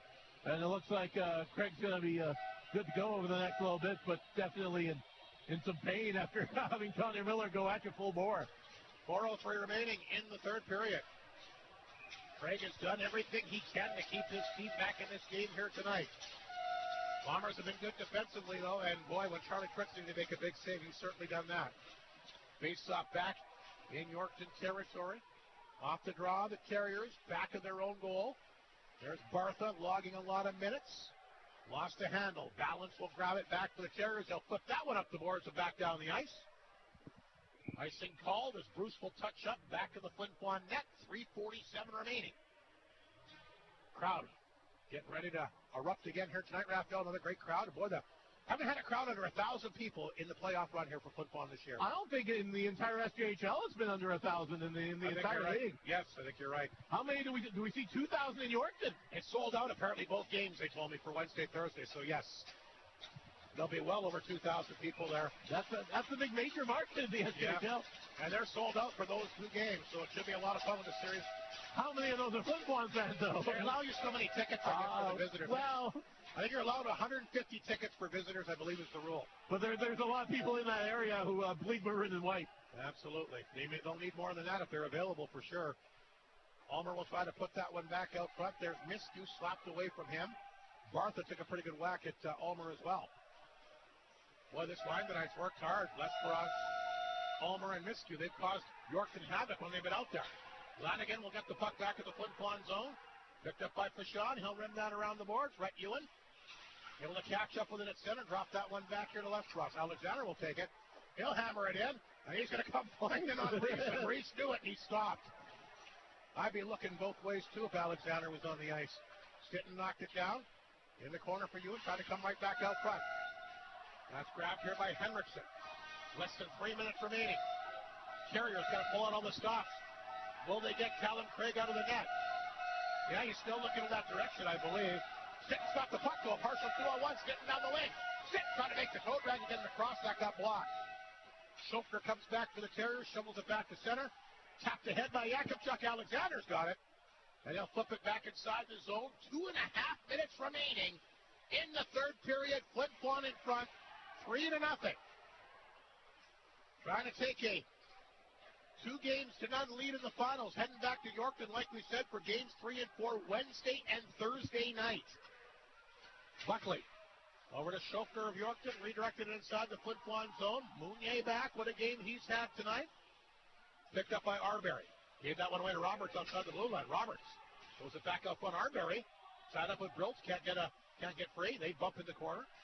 Mounier will pick it up. Lost it back to the goal. Arbery will flip it around. No count. It comes right back up front. Roberts steps on it. He fired that off the post. Yorkton comes close on that giveaway. But it goes off the bar. The puck will come back to the Terriers side of center. Terriers jumping in for an ice. That could have been interesting, Raphael. You got that one in. You still got a minute 42 to work with here. But it's kind of been a nice bin for Yorkton. Yeah. They haven't got the bounces. They haven't got the puck luck. I think they're just down the Bombers' way tonight. 1:42 remaining, and they're going to get ready to make a whole pile of noise here. Chance for Roberts moments ago. The rookie, he throws it off the goalpost, and I guess that's what as close as Yorkton's been in the hockey game tonight. Delisle will take the face-off here against Briltz to the left of Callum Craig, who's played really well. Lestron's taken down by Bartha right off the face-off. And the longer he waits to drop the puck, unfortunately, a lot of guys take liberties on each other. Rashawn will knock it down. He's got it. Lots of traffic out front. Rashawn a shot. That got blocked. Terrace moving ahead. Breaking up the ice. There's going to be a penalty here against Flin Flon. Martin takes down Hormashewski. And no question about that one. It's a trip. And Yorkton will go back on the power play with a one last. If anything else, Raphael, try to get some momentum for Game 3 in their own building on Wednesday night. I'll ask you this, Mr. Patrick Waffan. Do they go 6-on-4? I think you got nothing to lose. I don't know why you wouldn't. There'll be a Jim Custom Doors and Windows penalty kill. Yeah, it'll be interesting to see what they do here. Craig's looking over there. They're not even looking in his direction. So I guess I'll say right now, I guess not likely, but you really have nothing to lose by doing that. It's a minute 51 to go. You need 3. Yeah. It's not goals for or goals against or anything like a Pee-wee tournament. We'll see, but no, it looks like that the Yorkton netminder, Callum Craig, is staying put, at least for now. Maybe if they get possession off the face-off, they'll pull him out. Yorkton does win the draw. There's a shot fired in front. That got blocked. Puck bouncing in the Flin Flon zone. They can't clear it out. McDonald has it. He flipped that one out front. Now it's blocked. And down the ice it goes. Taylor will come back to get it. Taylor swings the puck outside. Comes back to center. That's grabbed here by Henriksen. Henriksen across the Bomber blue line. They'll bring it in deep. Picked up here by the Terriers. You get it back to Barth at the blue line. They'll hang on. Got rid of it. McDonald's shot. Blocked by Knudsen. A minute remaining in the hockey game. Knocked out from the Bomber net. And a nice job by Mounier. And he'll get it back to center ice. Taylor has got it. Taylor skated across the Bomber blue line. McDonald throws it in back of the Bomber net. There's Knudsen waiting for it. Off the glass. Picked up by Arbery. Can't clear it out. Nice job by McDonald. Oh, now it's swatted away. And 35 seconds remaining in the third period. They get Reese out there, the big SPHL defenseman of the year. He's back in his own net. Arbery has been battling with him all night. They tussle in the corner, and the puck is dug free here by Zawatsky. Zawatsky will skate up the left side across the Bomber line. Zawatsky got it in tight. Now he'll tap it in back of the net. Jakubchuk knocked away from him. Terriers work it back to Reese. Reese holds it in. There's Lanigan. Back to Reese. Shot got blocked again. 5 seconds remaining. And Flin Flon will lost a loose puck, and it looks like it's going to be another playoff settlement. Blown it down with 1.1 second to go. How anybody heard a whistle to do that, I have no idea. People don't. I think they're going to just let the time trickle away. I think this one is done. Yeah.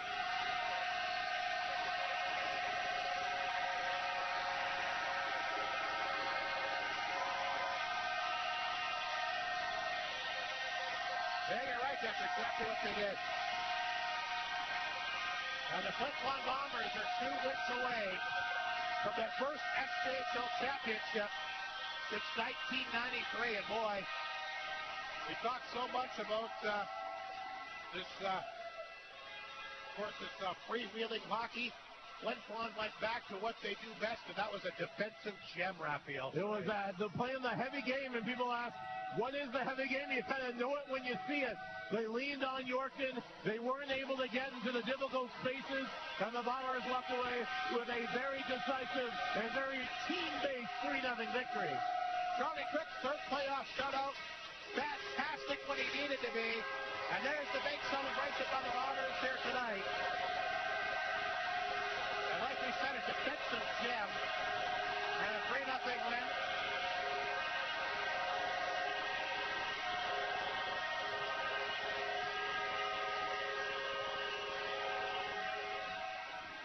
Charlie Crick's got the moose leg there.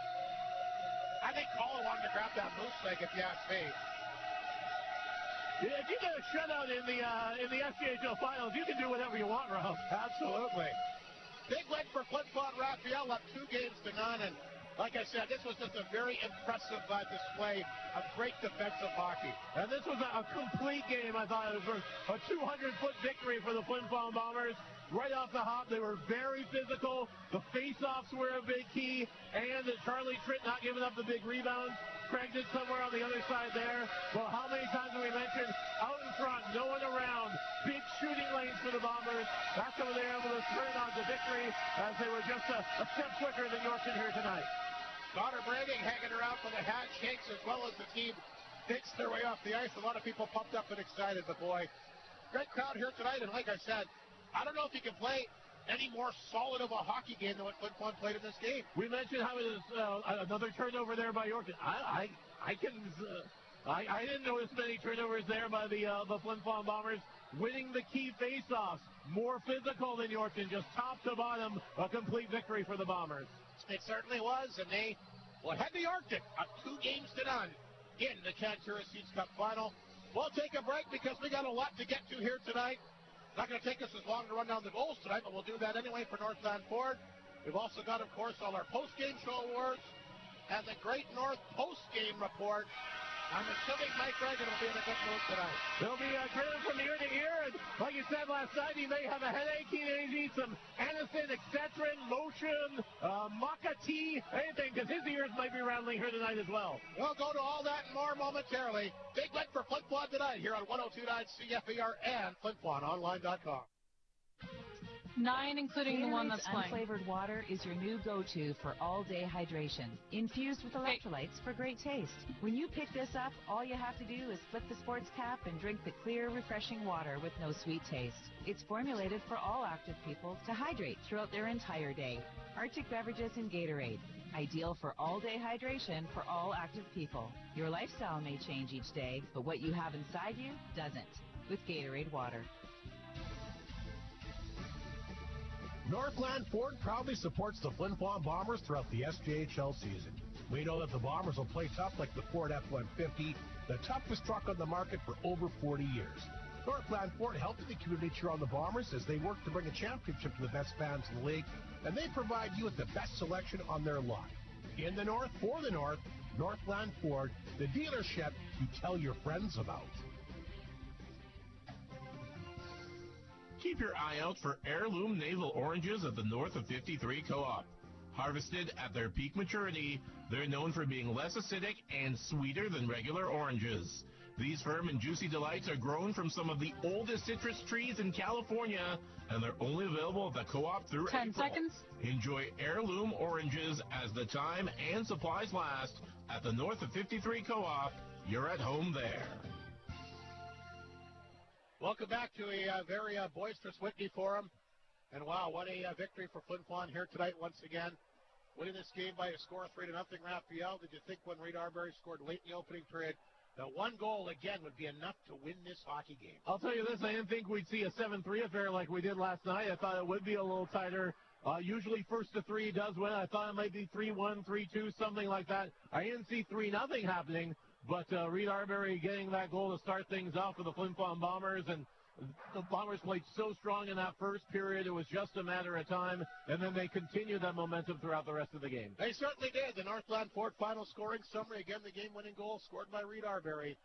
Fourth of the playoffs, Jakob Chuck and Alexander, the assists at the 19-17 mark, and that would hold on as the game winner. They get a goal in each period tonight. Maverick Delisle, still the prettiest goal of the hockey game, I thought.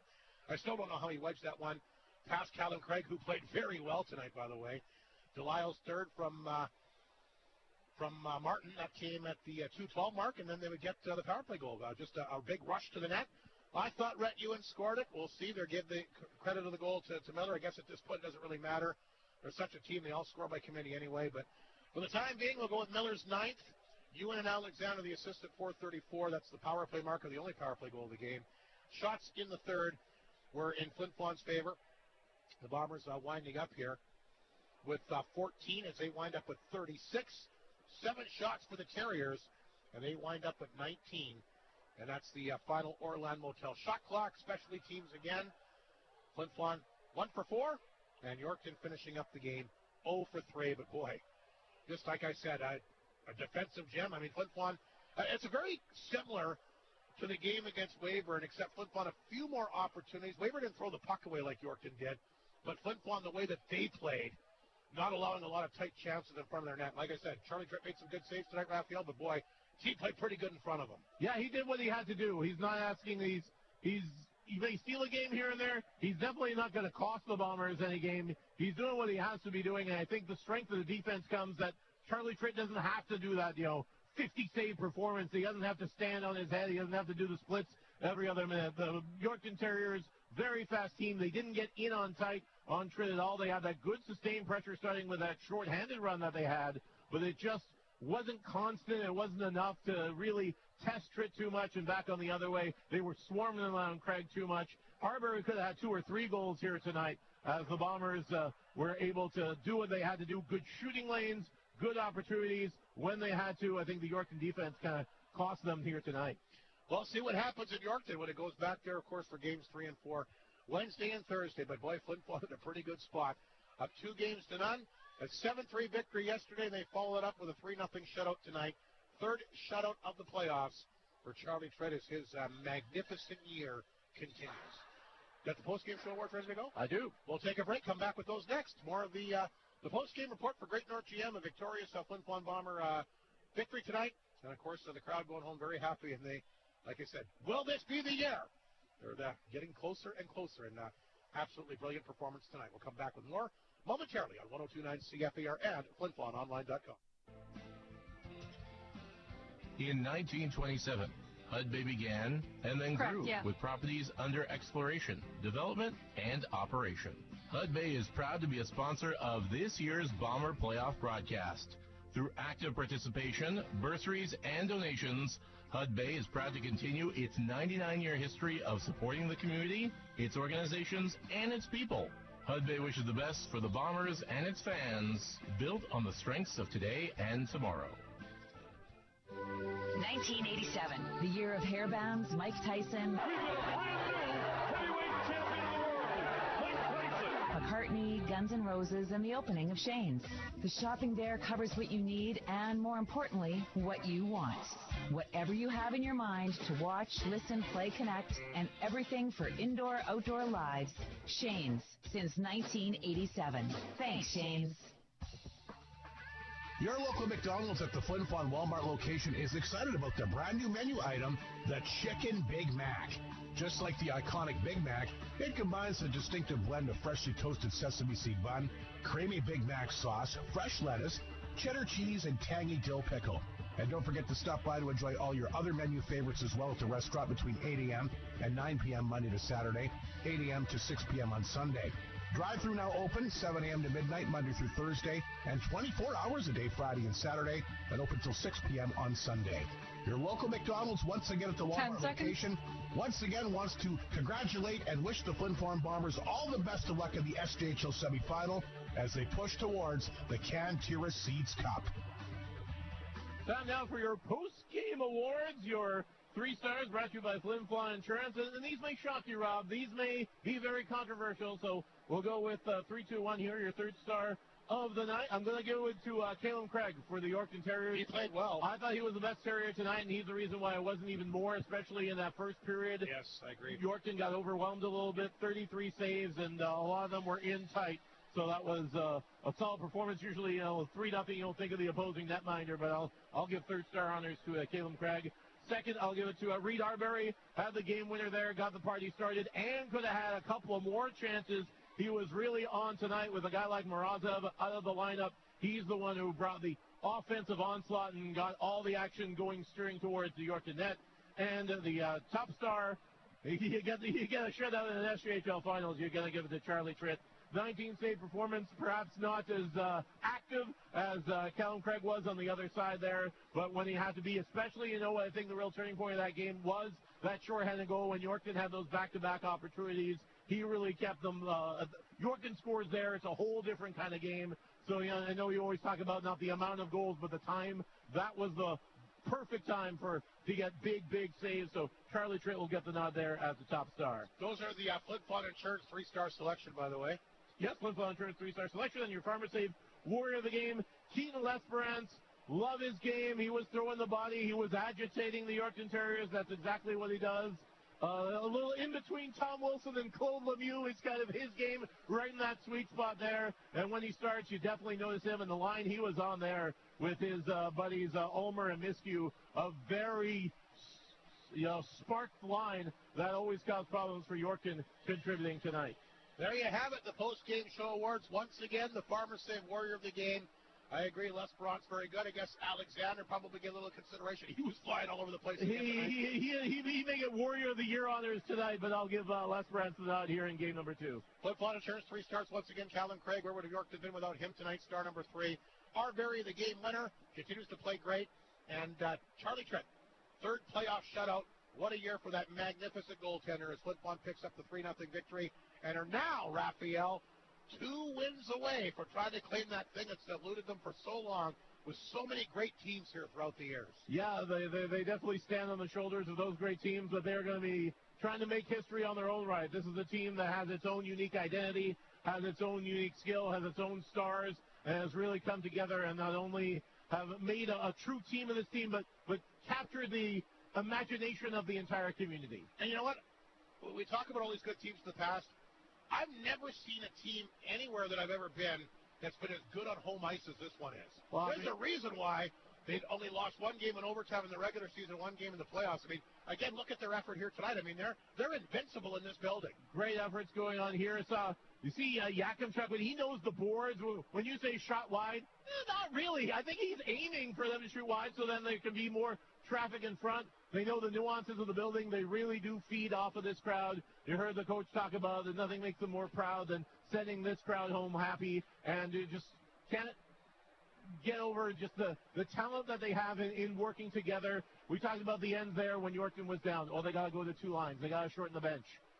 If the Bombers were up or down, they're not doing that. They're rolling all the lines together. And with the amount of people, we'll highlight the people who are wearing the jersey tonight, but guys like Lees, guys like Morozov, who aren't in the lineup tonight, and it made no difference. The Bombers were still able to put out a capital effort here tonight. Well, we'll hang around for a couple more minutes. We'll see if the coach joins us. If not, we'll wrap things up and get things set up for, of course, Yorkton coming up Wednesday and Thursday night.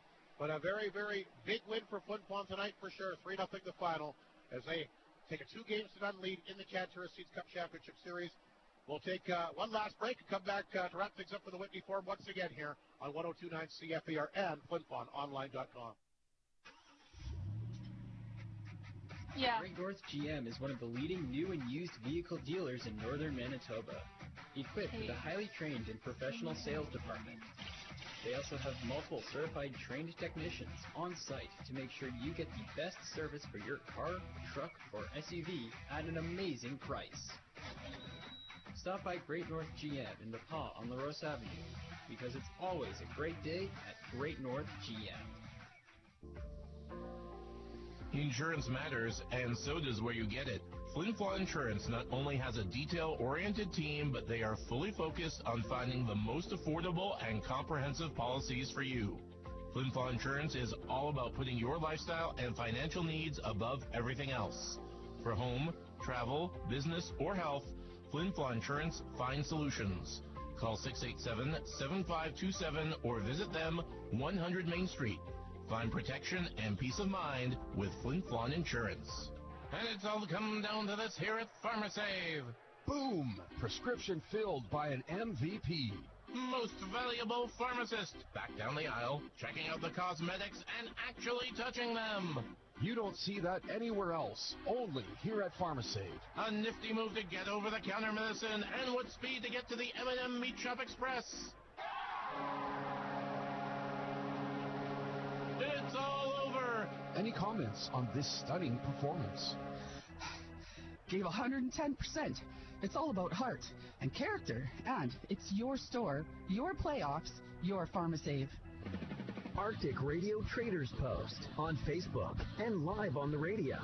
That's right. Join and follow Arctic Radio Traders Post on Facebook or call the station to sell your items on the radio. Arctic Radio helps you find what you're looking for or get your treasures into new hands. Your listing will be seen all across the north or heard on radio weekdays at 10:30 and 9:30 Saturday mornings. We're going to try it out and see what happens. 10 seconds. Buy, sell, rent, trade, or give away with Arctic Radio Traders Post Facebook page and 1029 CFAR, your radio. Alrighty, welcome back to the Whitney Forum. Here, Mike Reagan has made his way up to the booth here. As we got him on the headset here, Mike, it was interesting because I just got a very interesting text message here as we're waiting for you to come up. Larry Feston was going to come up and do the post-game show. We're waiting a couple more minutes. Weren't sure. I know you're celebrating down there with the league brass. Like Larry Feston thing. But on the big screen tonight said he had another interview in him and was very close to climbing up the ladder here, Mike, just so you know that. Well, I mean, hey, I'd be okay with that.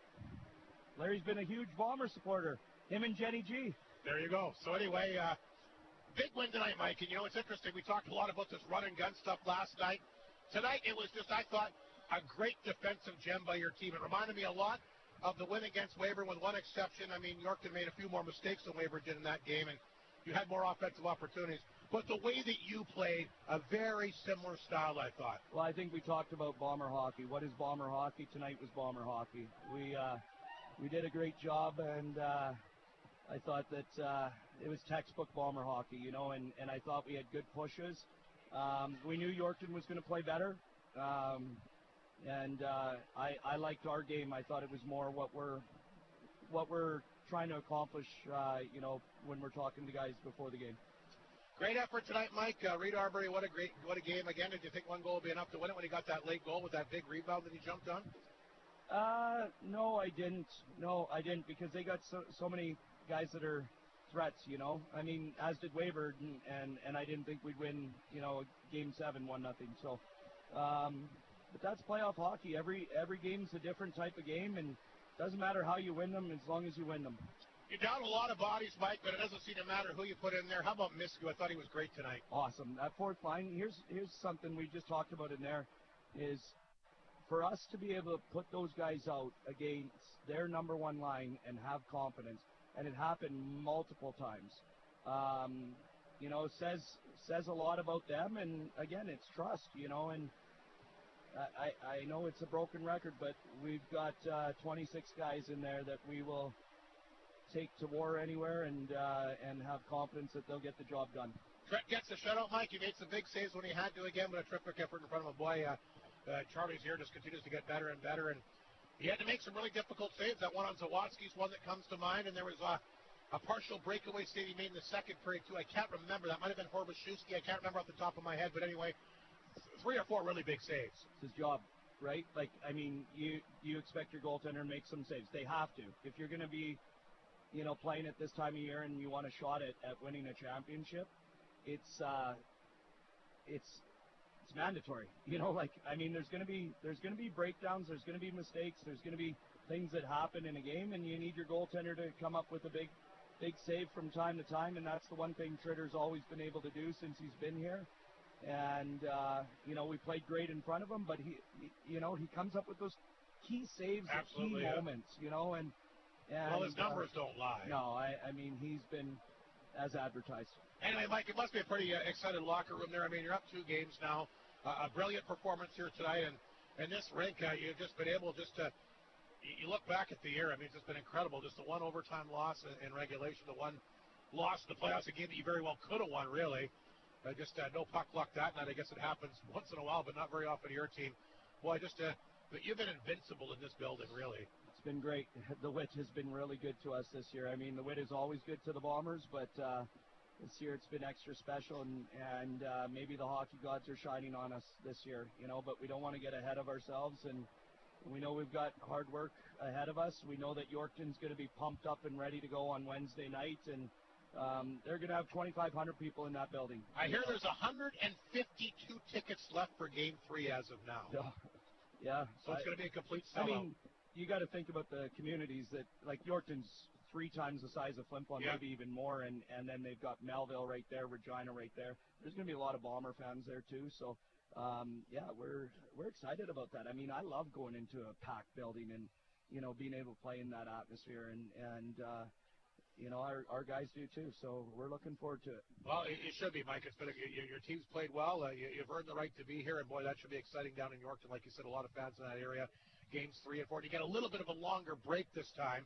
It's Wednesday, Thursday as opposed to Tuesday, Wednesday, so that should help actually probably both teams, I'm thinking. Yeah, for sure. I mean, I think from their standpoint, it slows down our momentum, so to speak. Like, 2 days, 3 days off is different than 2.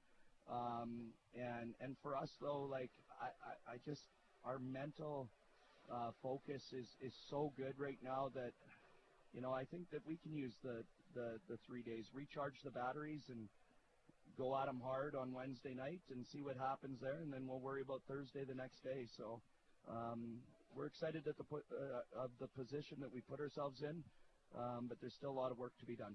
Do you get anybody back for Wednesday night, Mike, or Wednesday, Thursday? I would think we might be able to get 1 guy back, maybe 2. Okay. I don't know, maybe even 3. Wow, that would be something. What makes it tough now is who do you take out? I agree. I mean, it's funny because last night we were just talking about it when right after the game we're like, let's put Miss in. He was great last time he played up front for us, and he was great again, and we know he's a great defenseman too. Like, I mean, the things that he's and this is what maybe he doesn't realize right now, or whoever, he's learning how to be a winner right now. Just the sacrifices that he's making, that's, if you want to be a part of a contender, you have to be willing to sacrifice some things, sacrifice your ego, sacrifice ice time, sacrifice maybe power play time. Like, everybody's sacrificing in a different way. And, on any other team, he's in the lineup every night, or not any other team, but say 90% of the teams, and that, but he's been a great teammate, and he's going to grow because of this. This experience is going to make him a better player, and, proud of him with the way he's handled everything.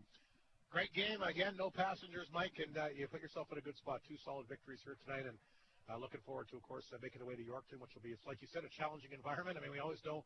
What did you say? It was almost 1,400 fans was the announced attendance here tonight? I missed it. It was just over 1,300. Great crowd. Yeah, we're a community of what, 5,600 people roughly. That's all 3 places too. Yeah, so yeah, it was great crowd. Like I said, I've got a headache again. The horns are awesome, but my brain is, all I can hear is horns right now. So not complaining by no means at all. So does this kind of help you, Mike, with a big over 2,000 people, that the crowds you played for, the ruckus atmosphere, does that kind of help your team now going into a place where going to be over 2,000 people there in attendance the next couple of games? Oh, I think so. I mean, as a visiting team, remember when we used to play in Notre Dame, and we played the one series in Notre Dame, and it was like, it didn't even feel like we're playing in the playoffs. And like, the guys get amped up for it, whether it's your own crowd. Like, we try to use the opposing team's crowd as motivation for ourselves. Let's send them home unhappy, and stuff like that. So, yeah, we're excited about getting to Yorkton and getting at least 1, hopefully 2. It'll be fun to watch for sure, and I know there'll be a lot of people there watching the game. Mike, congratulations. A spectacular effort again here tonight, and full marks for being up 2 games down against a very good Yorkton Terrier club. Thanks very much, Hardy. Mike Reagan, the head coach GM of the Bombers. We'll bring in Raphael Sray, who always has something to say. He'll give us our final comment as we get ready for the series to ship to Yorkton, Raphael. And it might be the 2 biggest crowds I ever have a chance to broadcast. Well over 2,000 people are going to be in attendance both those nights, Wednesday and Thursday, at the Westland Arena. Yes, and you heard about this. I think Emery Olson talked about it yesterday. They're going to have 2,000 people in that building. In terms of volume, in terms of decibels, it's not going to be louder than this building here. Just how it is and how it's structured and the materials and the engineering of the building. You talk to musicians who have been in here. Anne Marie ain't playing here again because it's not a good venue for music. It's not a good venue for sound, as you can tell, because we're trying to figure out what the PA answer. It's a good venue for noise. The noise just makes and captures in this building. So I think there may be more people in Yorkton, but I don't think it'll be louder.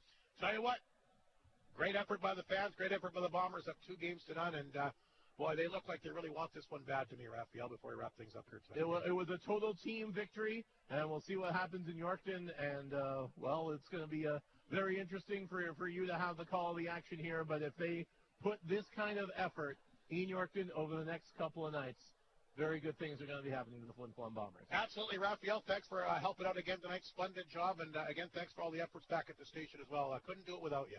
Yeah, always fun to do playoff hockey and finals hockey and be along for the ride. I've been pushing buttons and helping you out with stats and helping you call games, I think, since '07. So that pales in comparison to guys like John Kazoob and Larry Feshin who have here a little bit longer. But I put in my time, so I'm starting to believe we're in white as well. Absolutely. The final score, Flin Flon blanking the Yorkton Terriers 3-0 and are now 2 wins away from their first SJHL championship since 1993.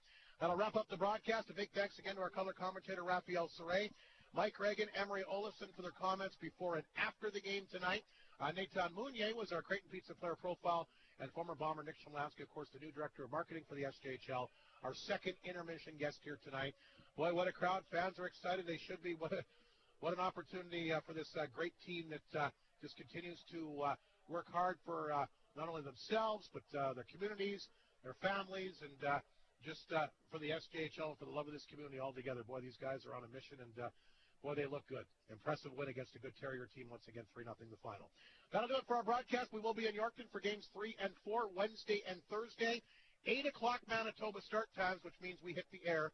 Great North pregame at 7:40. Good night, everybody. Thank you for listening to Creighton Furniture Flin Flon Bomber Hockey. We'll see you in Yorkton next week.